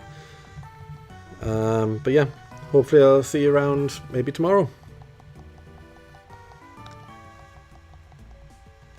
I wanted the basis from the OG, to be honest, but the wild Pokemon is nice. Not sure if it's a good trade when they could have added them as encounters in other routes. It is true. It's true. I did like the underground though on Brilliant Diamond, Shine and Pearl. I did like how there's, like, you unlock the underground very early, and then you see Pokemon that are way over leveled compared to what you've got, and you could catch them. And then you've just got a massively over-leveled Pokemon in your party. And I liked how each area changed as you progressed in the game. You would unlock like other Pokemon that would be in the same areas and stuff. So I did like that.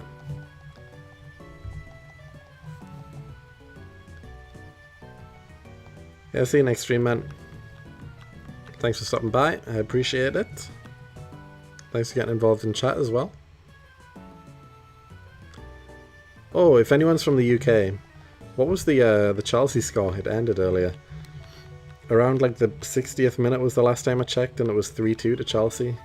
I'm not a Chelsea fan, but I'm playing the Fantasy Premier League, and I have João Pedro in my team, and he did have a goal and an assist at 3-2. He's doing well. The rest of my team has done awful this week. I mean, it's the first week of the season. And it feels like most people have done bad because all of the best players just didn't perform. Haaland did nothing, Bruno Fernandes did nothing, Mbeumo did nothing.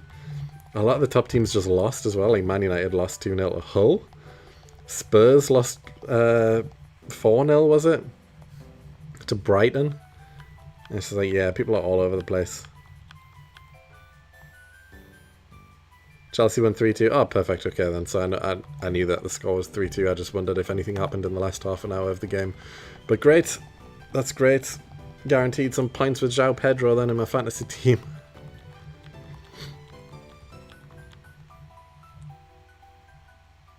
But yeah, I've got like a work league, and I used my bench boost in week 1. And my bench, like all 4 players combined, only got 6 points. And I say, oh, I've just wasted that chip. Week 1, and it just did nothing. It did nothing. 6 extra points. I'm in second place as well in the league in week 1, using the chip. I mean, I'm only behind by 2 points, but still. It could have been better. It should have been better. Also, it took Battlefront. Yeah, that is true. That is true. City almost lost as well. Yeah, City almost lost, and it was 2 centre-backs who got the goals. Which for fantasy, I mean, is fine. But, I mean, they conceded as well. But I never had any City defenders in my team. And then Newcastle as well. Like, my team, they should have won. They were winning 2-1. There was supposed to be 5 minutes at a time. It went into the 6th minute. And then Lewis Hall giving away a penalty in the 96th minute when the whistle should have already went for full time. And Szoboszlai with a great penalty, to be fair. And the foul, like, it was a foul. It was a definite pen. I'm not arguing against that. But the game should have ended before the penalty even happened. And then it ended 2-2. We were robbed. We have a new manager. Our best players all left. And we were about to win against Liverpool, who are somewhat of a title contender. Like a top 4, definitely.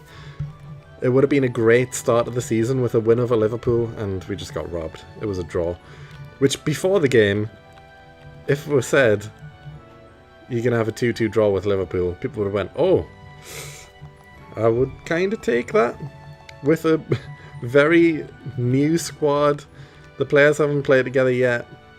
We're looking weak. We've lost all our best players. We're still getting used to a new manager. And we're taking on Liverpool, one of the top teams in the league. I'll take a 2-2 draw. But we deserved the win. We deserved it.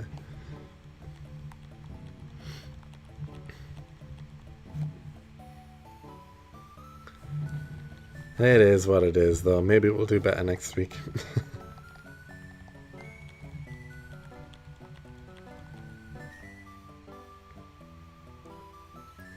That's my football rant done for the day.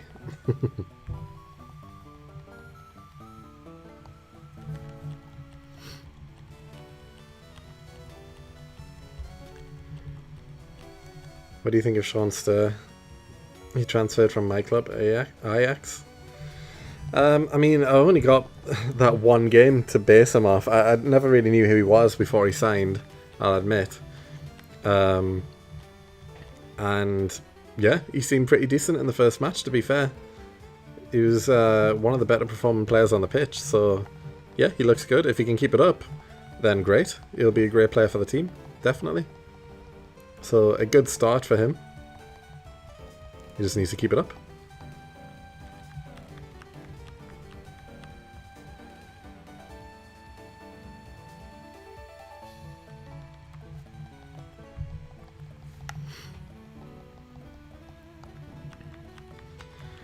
We're closing in on 1,500 encounters.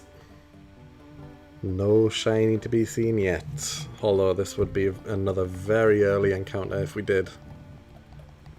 But like I said though, we'll go to 2,500 tonight. So still got another 1,000 to go.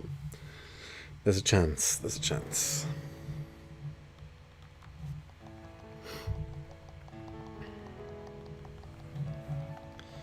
Don't watch football except the World Cup. My country won this year. Yeah. I mean, Spain were the deserved winners, to be honest. They only conceded 1 goal the entire tournament. And no one wanted Argentina to win, let's be honest. Football won that day. Although, I do feel like England should have beat Argentina. They really should have. Again, we got robbed. We should have beat Argentina, realistically, and we didn't. And if we did, we would have put up more of a game against Spain than Argentina did. Argentina had 2 shots, and their first shot was in the 85th minute. Before that, they did nothing the entire match. And to be honest, this World Cup final was one of the worst World Cup finals in ages. Like a 1-0 boring game with a goal pretty late in, and Argentina did nothing the entire game. It was just a boring World Cup final. England would have put up a fight. We would have done better than Argentina did. We might not have won. We likely wouldn't have won. But It would have been a better game overall. Greetings from Hong Kong. Welcome back, Ledian. How's it going? Hi chat, I just got shiny Chicory Dam Pokemon Gold. Oh, very nice. Like original gold or heart gold? If it's original gold, then very nice.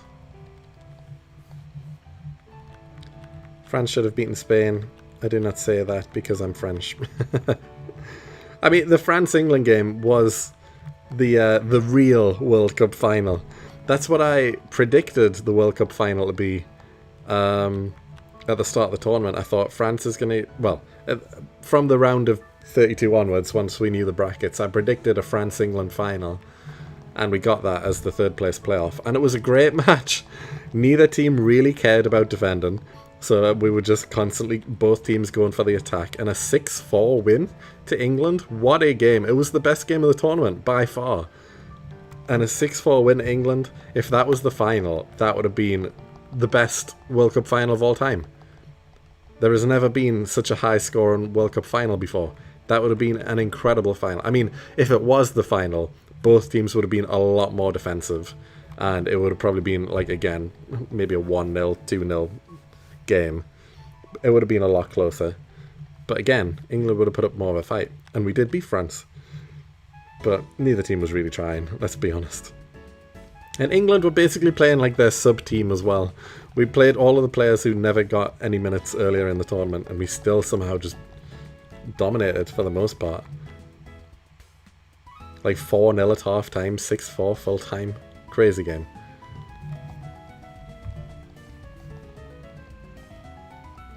Argentina is actually the worst. Yeah. I like Messi. I will be honest. Messi is the GOAT. Messi is my GOAT. He is the greatest player of all time. Do I like him as a human? Indifferent. I don't really care for him as a human. I like him as a footballer. He is the best footballer ever. I was kind of happy when he won the first World Cup. Did not want to see Argentina win this time, though.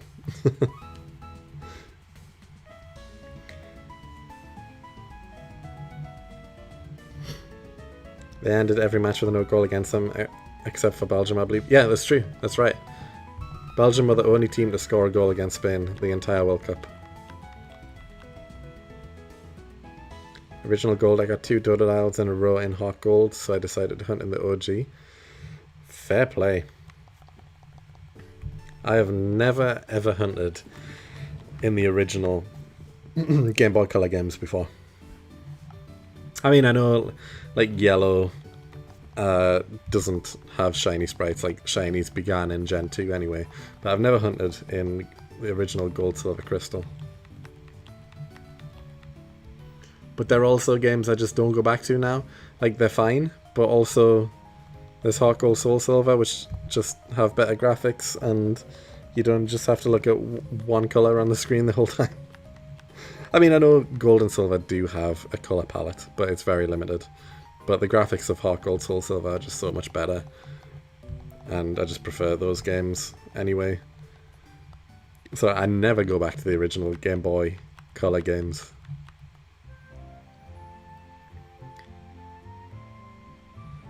Argentina were both bad losers and bad winners this year. It's true, it's true.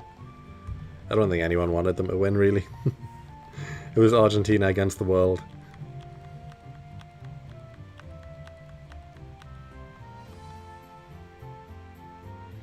The match against Netherlands in 2022 was insane. So many weird calls from the refs. Still think it's rigged. I don't remember it, if I'm honest. I don't remember it. Gen 2's starter reset is pretty quick. Gen 4, 5, 6 takes forever to encounter starters. Yeah. Yeah, it does. Gen 4 is the longest, I believe, of all of them. Because you've got 20 button clicks. Well, 20 A presses. Oh, I just got a bit of lag there. 20 A presses on Platinum.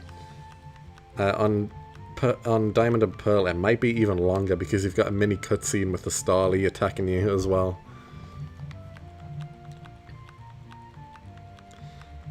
You gonna play the Oricana remake? I'm not a Zelda fan, so no. The only Zelda game I actually played all the way through was... Oh, which one was it? It was one on Game Boy Color, I believe. An overhead bird's eye view Legend of Zelda game for the Game Boy, which I can't even remember what it's called. But yeah, I played that one. Didn't play any others.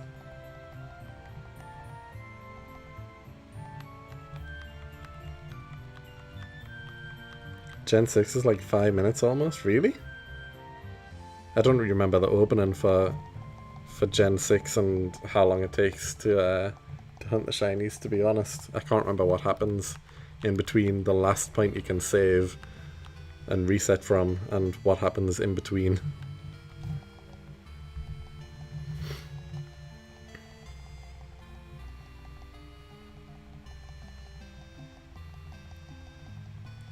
I thought about hunting Ultra Sun, Ultra Sun, Ultra Moon starters, but it's like a 2-minute reset.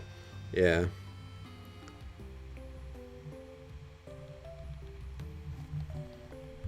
Probably Oracle of Seasons or Ages if it's a Game Boy Color. I've got no idea. I don't know. I played it as a kid. It was okay. And that was it. No other thoughts. Link's Awakening. Ooh, Link's Awakening sounds familiar. Link's Awakening definitely sounds familiar. But I don't know. I just remember an overhead view.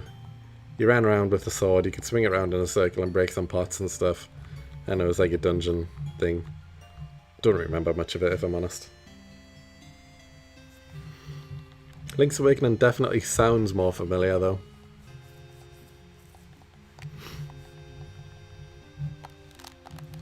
I don't know. I would have to Google it and look at some images to fully remember, but yeah, that's the only one I played, really.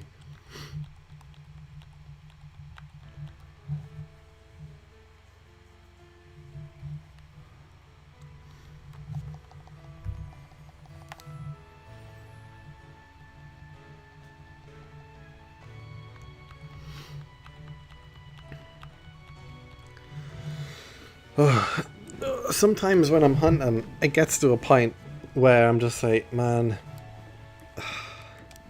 it's never going to end. Like, I know we found a shiny like less than 2 hours ago, but I'm already just kind of like, oh, can we just move on now? Can we just move on? This has been the longest time in one area since the series started. By far. By far.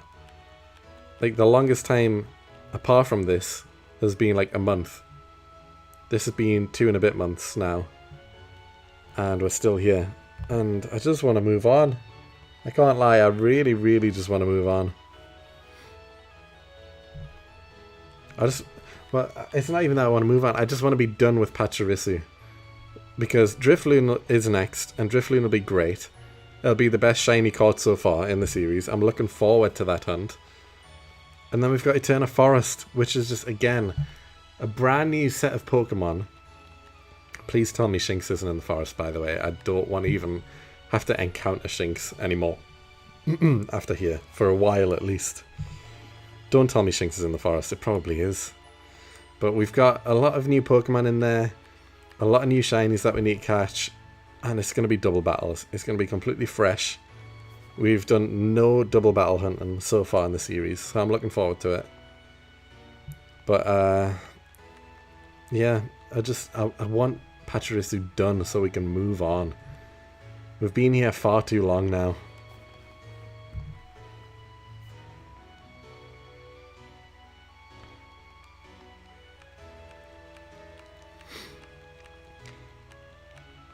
I do like that you are streaming this series now too. I'll try to catch more streams in the future. Yeah, I mean, I'm happy to do it as well. Like, so far, like, we've only started streaming since last Sunday, so just over a week ago. But so far, we have only hunted on stream, which isn't always going to be the case. Like, I will definitely hunt offline as I have been previously. It just so happens that I haven't really had a chance to hunt offline in the past week while I've also been doing these live streams. So, you know, there's going to be times where I'm like halfway through a hunt on stream, and then we'll come back the next day and you'll see, oh, we've caught a shiny during the time since last stream yesterday, and it wasn't live or anything, and we'll just move on. You don't have Shinx in Eterna Forest? Thank God. I'm tired of Shinx. Get out of here. How do you count your encounters? I use a program called Death Counter and... what's it called?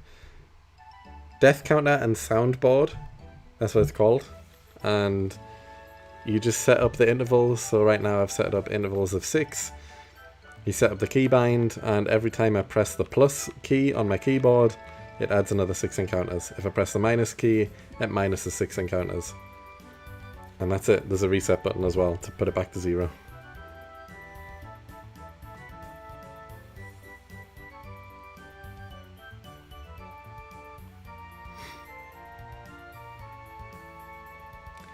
The only repeats you have are Wurmple and Budew, which I don't mind. Well, Budew I don't really care for, but if I get Wurmple and it evolves into... do we need Silcoon or Cascoon? I think we need Silcoon, right? No, we got Silcoon because we're going to get Beautyfly. We need Cascoon. So if we get Wurmple and it evolves into Cascoon, great. I don't mind getting another shiny Wurmple at all. But either way, in the forest, we need a Cascoon, we need Buneri, we need Ghastly,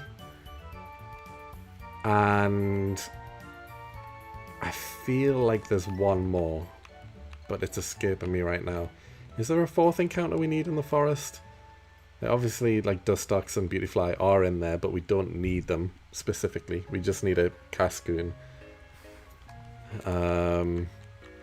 Is there anything else in the forest? That might be it.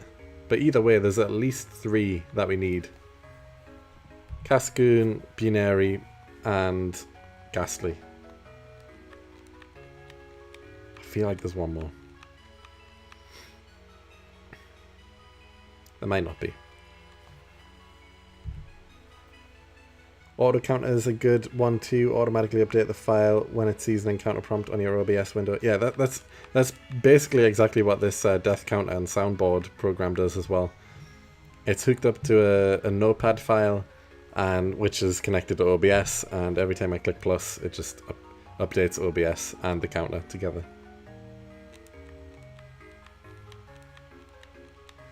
Ghastly in Eterna Forest is only at night, in the mansion is all day. Yeah. Yeah.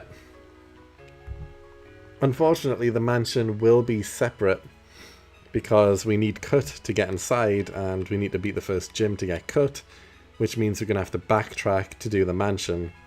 And inside the mansion we'll get Rotom, so that'll be its own little episode, I guess, getting Rotom after the first gym. But any backtracks that we need to do have to happen straight away. So, like, after Eterna City, when we unlock fossils and the 2 different paths that we can go down for the routes and stuff, there's not going to be a wheel to go back to the mansion because we now learn Cut. We have to do that first because we're backtracking. These are routes that we had previously completed that are now no longer complete, so we have to go back to all the routes. So when we unlock Cut, I believe that is the only area where there's a new encounter behind a Cut location though. So we will get Rotom. But like when we get Surf, for example, later on, we will have to backtrack a lot to a lot of previous routes to do different Surf encounters. Same with the fishing rods as well. When we get the good rod and the super rod, we need to backtrack a few times for different encounters, which I really, really, really don't want to do. But yeah, there's not that much backtracking, to be fair. I guess it's only one time now for Cut when that happens. And then, like I said, the fishing and surfing encounters, which there'll be a few of. But that's it, I believe. I don't think there's any other backtracking.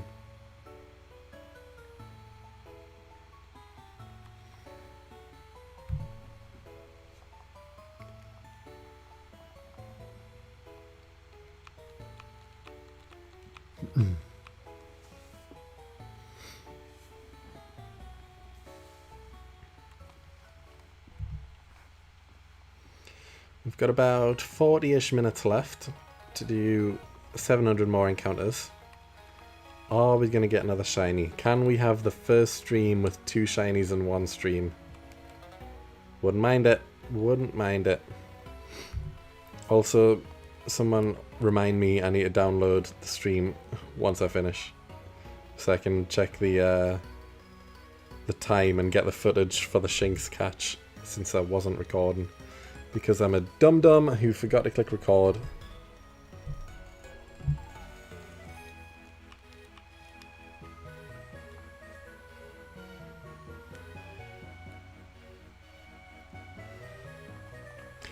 The thing is, I'm going to have to download like a full 2.5 hour stream just for the first 8 minutes of getting Shinx.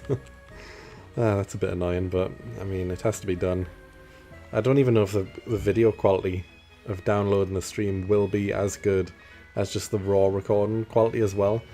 So that for that one section of the next episode where I get this Shinx, it might be slightly worse video quality. But at least you guys in the stream understand why. Because I forgot to click record. And if the shiny is Pachirisu, even better. Yes, definitely. If we get a shiny Pachirisu in the next 40 minutes. Oh, man. I will be on a high tomorrow. If we found Pachirisu before we ended the stream tonight, man, next stream is going to be good. I'm going to be feeling so refreshed moving on to Drifloon.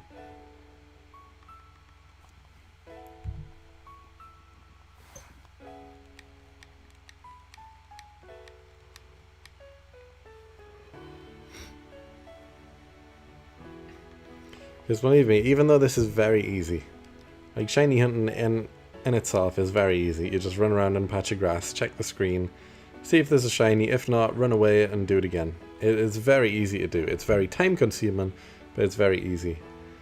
Like it does get you at some points when you have long hunts like this, where it feels like it's never ending. You've put over 100 hours into a hunt. You're still going, and it just feels like it's not going to happen. And you're finding other shinies of stuff you don't want, and you just think, why? Why can't one of these encounters just be exactly what I need, and we end this hunt, which will never end? Maybe today is the day. Maybe. I also just want to update the thumbnail as well on these live streams. I mean, I've been reusing the same thumbnail because the hunt is for Pachirisu. We are still at Valley Windworks. I have no reason to update the thumbnail, but it would be nice just to have a stream with a different thumbnail. But right now, I don't need to update it because we're still doing the same thing.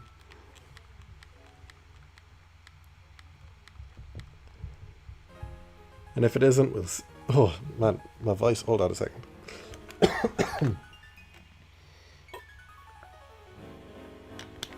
I just got attacked there. Obviously been talking for too long, my throat knows it now.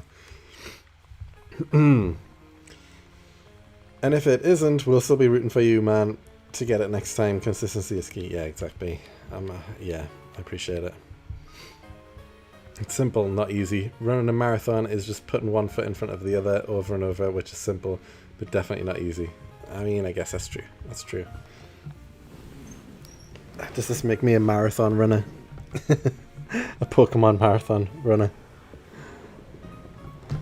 Oh, this isn't even a marathon at this point. This is like a mega, like, what do you call them? Mega marathons? Triathlon? It's not triathlon because that's like 3 different things, isn't it?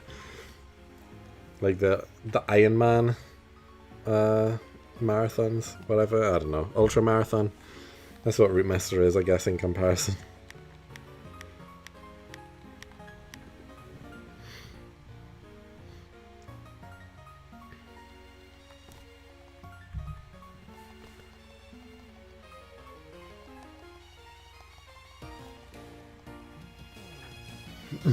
I've already been thinking ahead as well for like the 1-year anniversary of Route Master.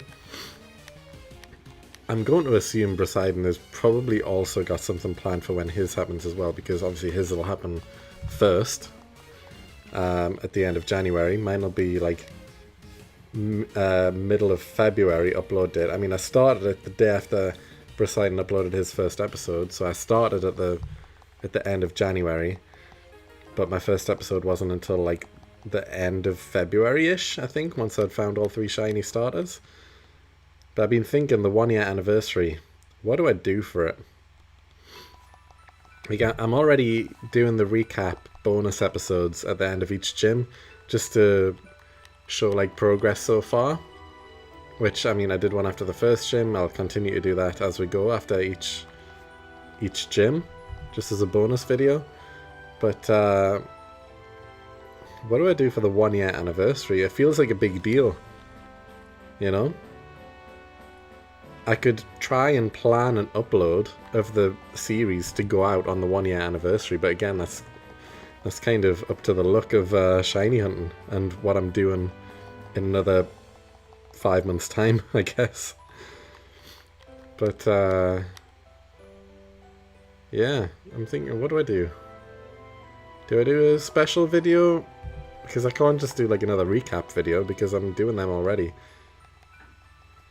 So maybe I've just got to plan an upload to be on the 1 year anniversary. That makes the most sense.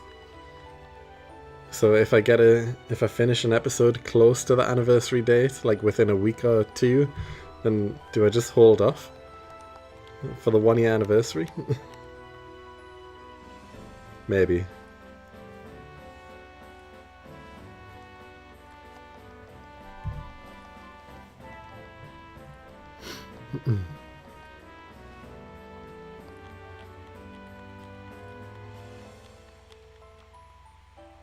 I'm just over 42.195 kilometers up to 100 kilometers.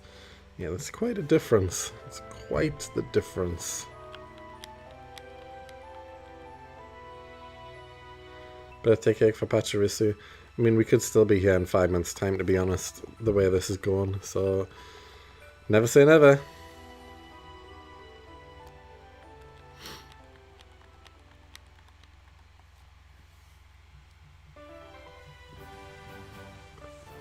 I have done 1 half marathon in my life. The Great North Run, which is here in Newcastle every year. And I didn't train for it at all. There's the first mistake I made. I didn't train for it at all. I bought some new shoes.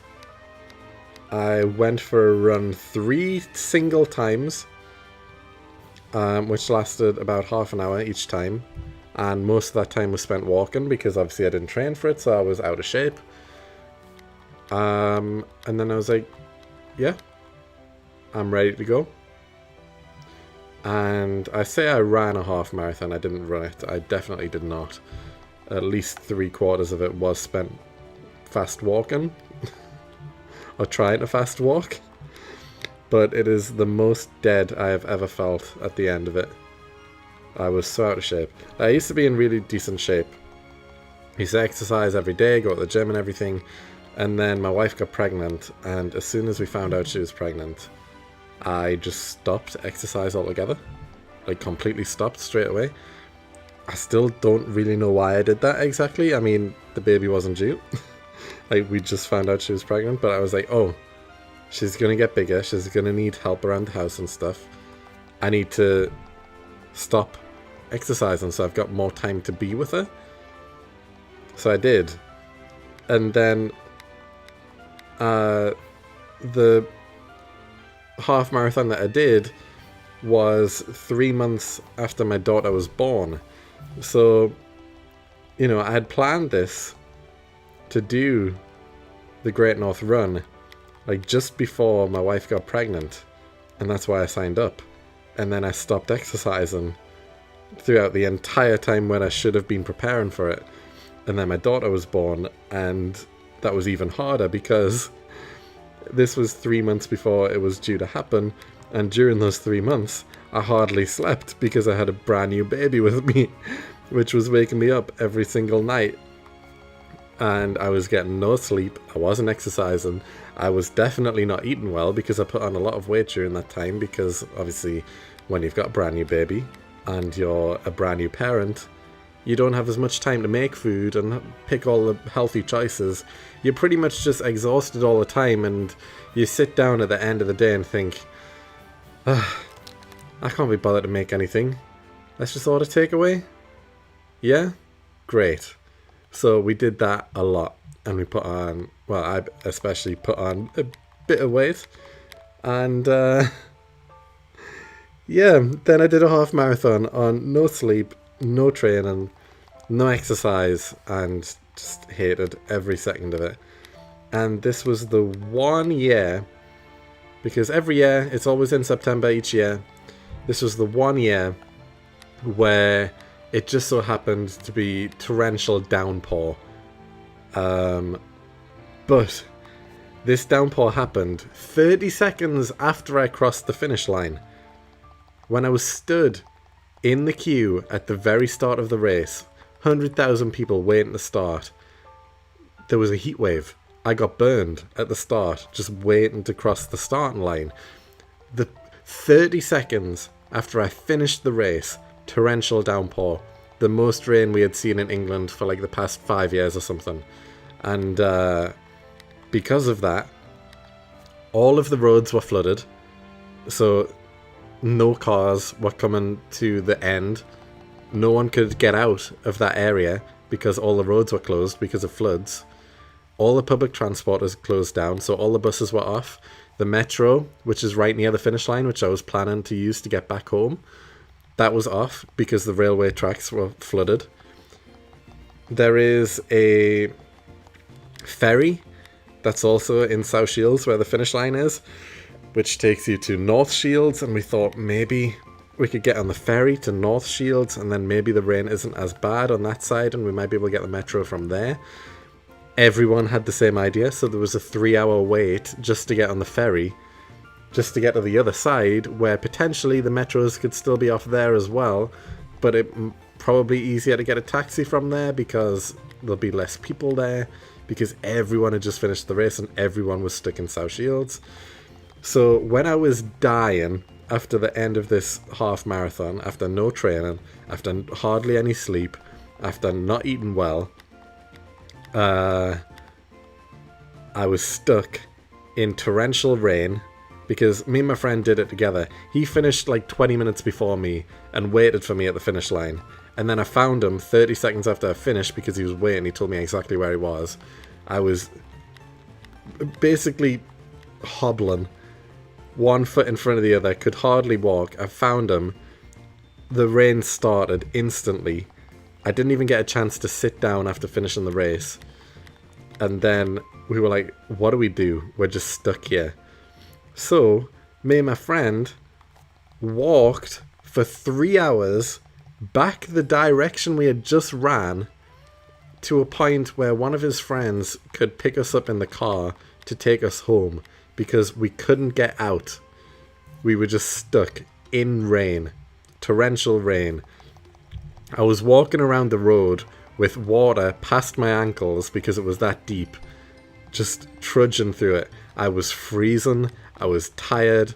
One of my hands, I was holding a bag that I got at the end of the race with like my medal in, and there was like some crisps and biscuits in there just to get some energy back, I guess. I was holding onto this bag so tightly with my hand that like my hand turned pretty much like neon red, and my friend was like, I think you need to go to the hospital to get that seen to. I think you're going to get frostbite. Fortunately I didn't, and I just kept it wrapped up warm. But my friend was worried that my hand was turning a shade of red that he's never seen before. And we walked for another 3 hours after this half marathon, which I know some people do half marathons in like an hour and they feel fine afterwards and they just go home, chill, and then do another half marathon or whatever. But that's not me. It took me like just over 3 hours because I was mainly walking, just dying at the end of it. And then having to walk another 3 hours afterwards as well before I could sit down in a car to get a ride home. It was the worst day of my life, and I will never do that again. That's my half marathon story. I did it one time, I got the medal. Never again. Never ever again. Even when I was exercising like daily and stuff, I hated running anyway. My cardio option of choice was always the bike. Like, I would get on the exercise bikes and just sit there, just pedaling away. I would have a screen in front of me, I would watch a show or something, and I would just pedal. And that was always my cardio of choice. I hated running. And yeah, I still don't like running now. Even though, I mean, I still don't really exercise anymore, to be honest. Nothing's really changed in the past 3 years. But me and my friend did just put on a bet with each other to lose some weight before another friend's wedding next July. So we've got a bet with each other to lose a certain amount of weight in the next like 11 months, I guess. So we'll see how it goes. But again, we have so much time to do that my plan isn't to just go all in, exercise routine, diet, and that sort of thing. Because 11 months is a long time. All I want to do is have slight changes to my daily routine that are easy to incorporate into daily life, which don't bother me too much, where I can slowly lose weight, and that's all I want to do. Because I know for a fact 11 months of hard diet, hard exercise, I'm likely not going to stick with it. And I know this. This isn't a me being lazy thing, this is a me having life thing. I know how I am. I know how my family is. I know how tired I am with my daughter and stuff after a long day of work and then dealing with her and stuff. I know I'm not going to keep up the exercises daily and stuff. I know I like to do things on a weekend. So, yeah, just small changes to my lifestyle so I can slowly lose weight over the next 11 months. That's what I'm doing. But running is out of the question. I will not be running. Something happened to me. Something similar happened to me, the frostbite colour. I had a cosplay thing going on. Forecast lied about having cloudy weather till the end. We had a storm and I was wearing a very short dress. Yeah, I bet. Yeah, I can imagine.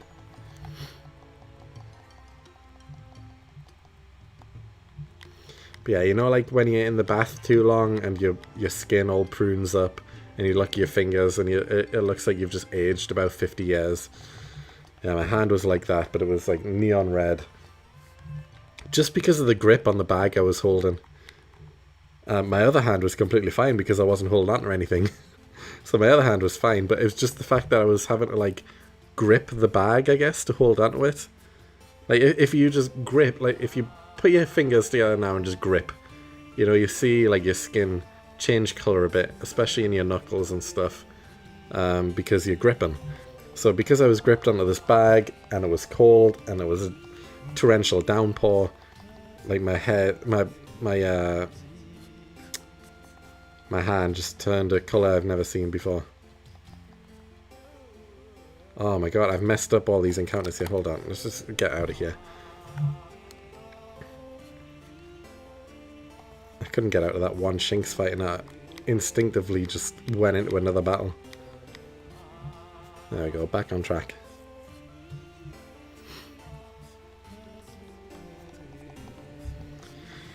Alright, we have about 280-ish encounters left to go for tonight. Village Bridge OST, my beloved. The Waiao song, yeah. To be honest, we'll probably do more than 280 encounters in the next 20 minutes, so we'll go over 2,500. We'll just go until midnight. We've got 20 minutes left. We'll see how far we get.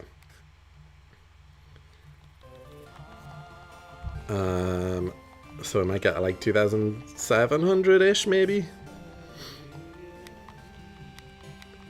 Either way, we've got 20 more minutes to find another shiny, see if we can get 2 shinies in one stream. Please be a Pachirisu. That's all I want. That is all I ever want. I will forever be grateful, stream. Game, even. If you want to give me this, I promise you I will continue playing. Even if you don't give me this, I will still play anyway, but I want it.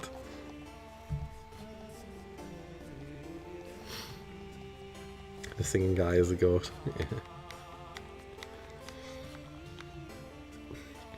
Actually, how many DS games have singing in the OSTs? This has got to be a rare occurrence, right? Like, I can't think of any other Pokemon OSTs that have an actual voice in them.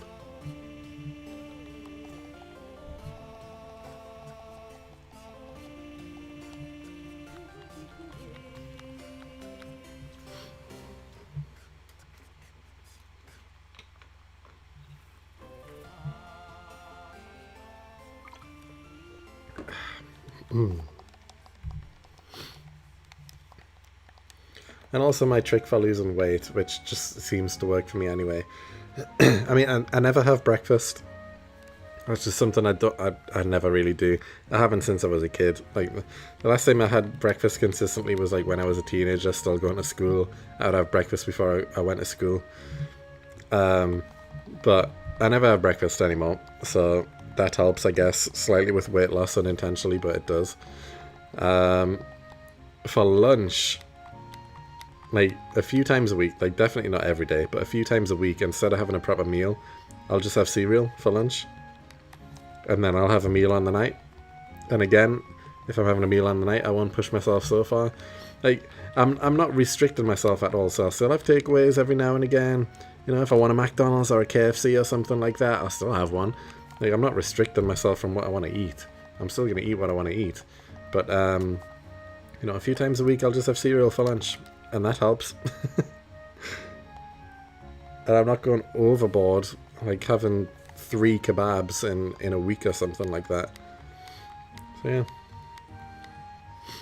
It kind of works.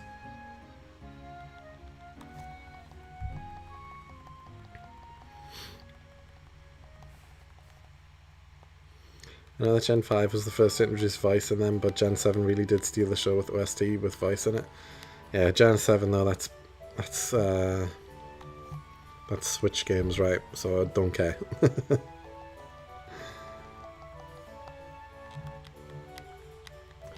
Yeah, I've always had a good metabolism. Like, I was always the skinny one. Like, too skinny. In school, I was actually medically anorexic. And now I'm overweight, so I've went the other way. But yeah, I was medically anorexic in school. Now overweight. And I've always had a good metabolism. Like, I could always eat what I want and just not put on weight. That metabolism has got worse, obviously. But it feels like when I do exercise regularly, I can eat what I want and I'll still lose weight as long as I'm exercising. But now that I'm just not exercising, it's like, yeah, okay, now I've got to actually control what I eat because I will just put on weight.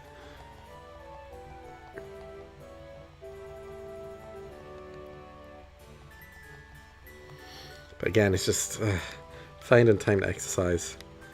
Why would I find time to exercise when I can spend 3 hours a night doing this instead, right guys? Right? This is a much better focus of my time and energy.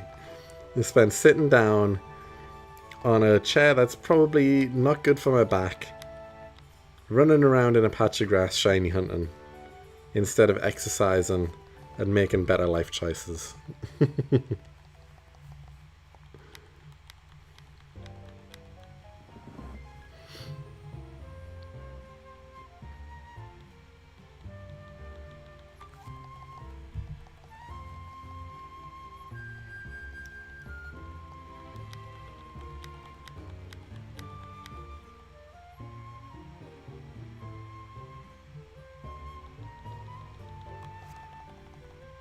Gen 7 is 3DS. Is Sun and Moon Gen 7? Black and White Gen 5, Sun and Moon Gen 6. What am I missing? What's after Sun and Moon? On the 3DS? There's gonna be something obvious. X and Y. X and Y. Of course. Of course. Or is it the other way around? Was X and Y first? And then Sun and Moon? No, Sun and Moon must have been first. Yeah, Sun and Moon first, then X and Y.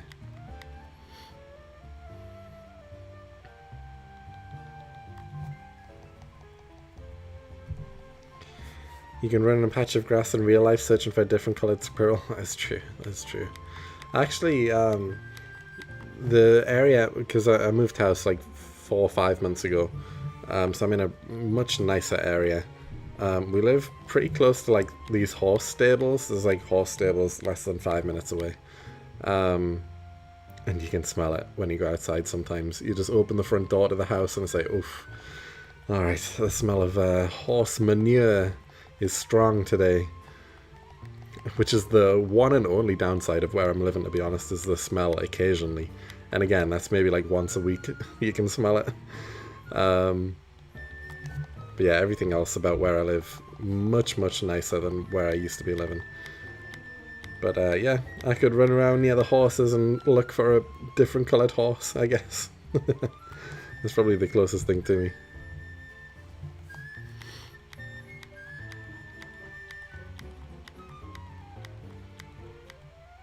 X and Y was first. Oh, okay, okay.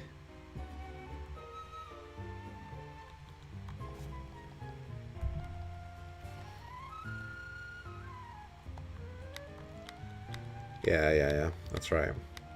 So Sun and Moon was Gen 7. Okay. Makes sense. I always get confused on which one of those came first, because by that point, like, I did play them both. I did finish them both, but they kind of blend into one for me. I don't know why. The 3DS games, like both, I know they're completely different, but both of the games, like, I couldn't tell you what happens in each one of them individually. Both games just kind of blend together.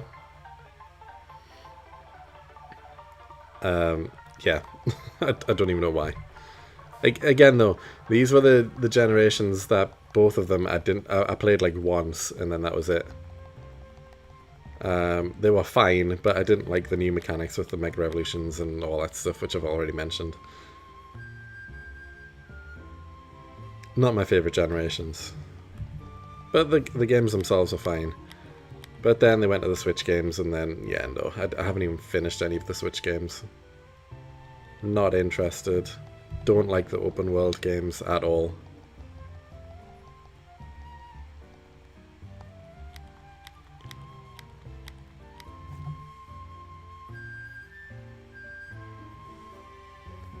How's going on with the music?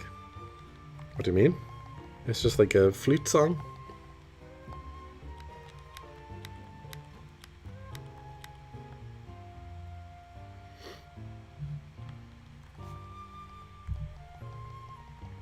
It was really sped up for a second? Not on my end. Well, not that I noticed. I'm kind of half... I mean, that's the only noise I've got playing in my ears right now. So I'm kind of listening to it, but I didn't notice it being sped up or anything. Maybe it's just a glitch. Or maybe it glitched through recording, I guess, but not for me in real life. I don't know.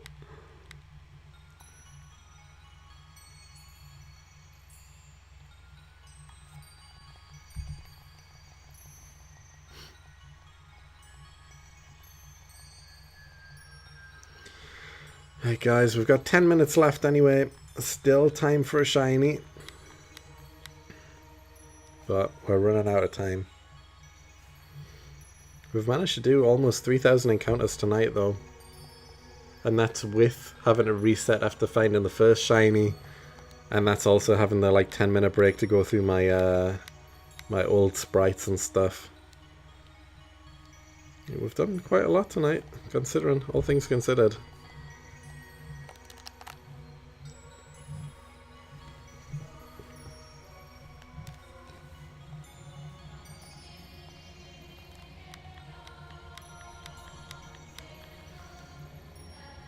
There's an outside chance at another shiny, but we're still low on the encounters. We are over a quarter of the way to odds. But, yeah, it's looking less and less likely we'll find a second. Still haven't found 2 shinies in one stream yet. Which is unfortunate. But, I mean, also expected, really. We've only been streaming for a week. If only you had access to static. Oh, if I had access to static, this episode would have been done 2 months ago. It really would have. Like, all of the other shiny, like the Shellos and Weasel were so quick to find, as expected, with them being 45% and 25% chance, I think, on the Buizel. Or is it 20%? Either way, decent odds. But yeah, this Pachirisu has just been a pain.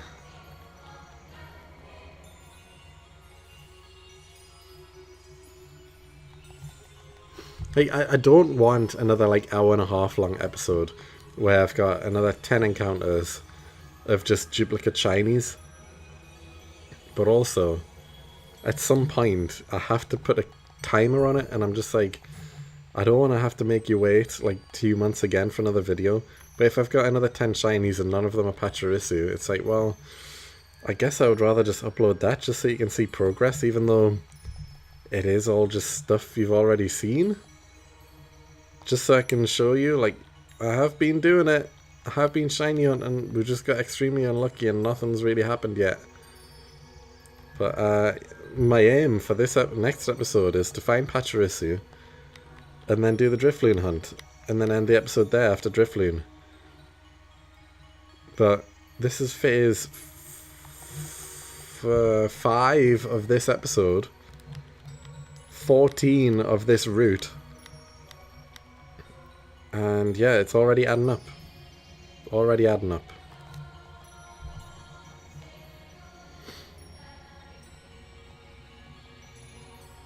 I get confused for a hot minute when you say you finish at midnight because in Spain it's 1 AM by the time you end. Yeah, time zones, man. You can do a quick resume. I mean, I guess, kind of.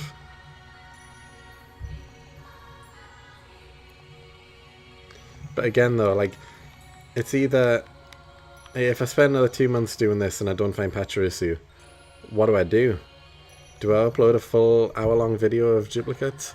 Or do I do like a 5-minute video where I quickly rush through the encounters I had and then say, sorry guys, I guess this is it for now.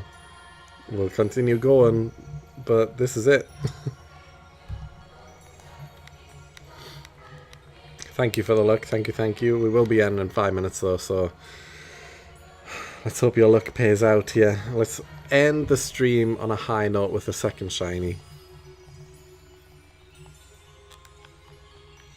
That would be good. And if you are just joining and you do want to see a shiny, go to the 8th minute in this stream and you'll see me catch a Shinx. We found one at the very, very start of the stream, which was very nice. And since then, we haven't had very good luck.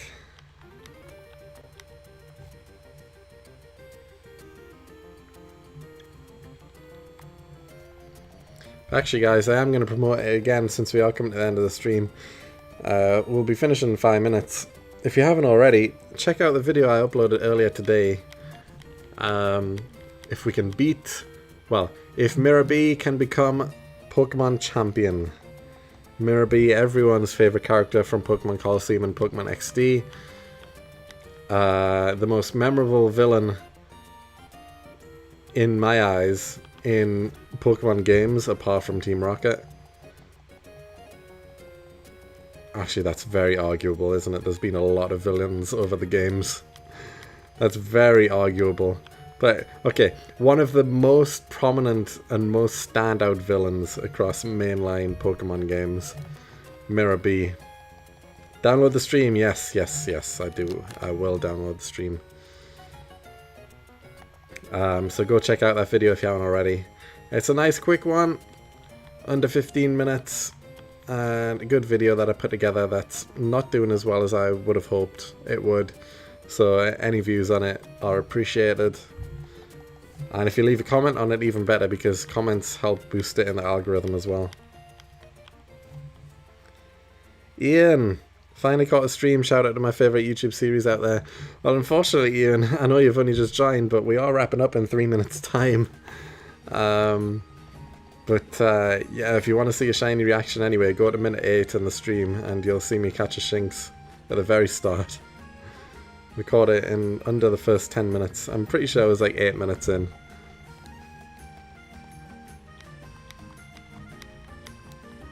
But I appreciate you joining anyway. We'll be back again tomorrow. We'll be streaming again, UK 9:30 p.m. until midnight, so you know that's our usual time. We do about 2.5 hours. Who's your favorite rival in Pokemon, by the way? Ooh, favorite rival.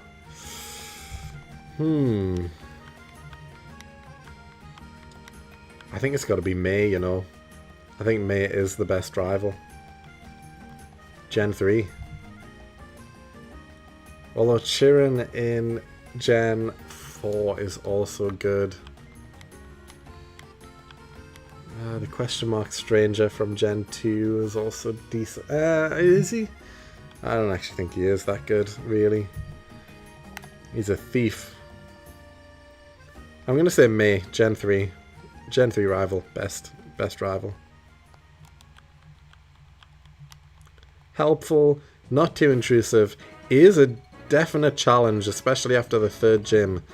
The third gym rival battle after the third gym is like a run stopper.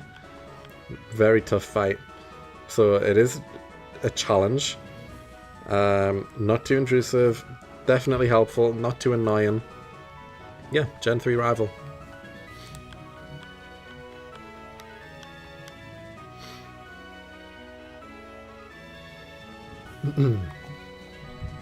Alright, let's do a recap of how many encounters we're on now.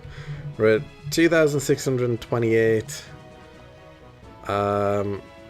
Let's just do 2 more encounters and wrap it up. So I appreciate everyone joining. Thank you for tuning in. Thank you for getting involved in the chat, because without chat, it just gets a little bit boring sitting here on my own, just speaking to myself when live streaming. So I appreciate everyone who's getting involved in stuff. And like I said, please check out the video I uploaded earlier today, because I put a lot of effort into it to get it out very quickly. I thought it was a good idea, and I would love the extra engagement on that video. But yeah, we're hitting 2,640. No second shiny on the stream, unfortunately. And we're going to call it a day there. It's been a fun one. We got another shiny. We got a Shinx today. Hopefully tomorrow we can get some better luck and get the Pachirisu. Maybe, finally, we can get the Pachirisu. But this is phase number 14, so we're either going to tie the record for the longest phase hunt in one area, or if we don't get Pachirisu this phase, then we're going to break the record with an even longer phase hunt. But yeah, that is going to be it. So thanks everyone, and I'll see you 9:30 UK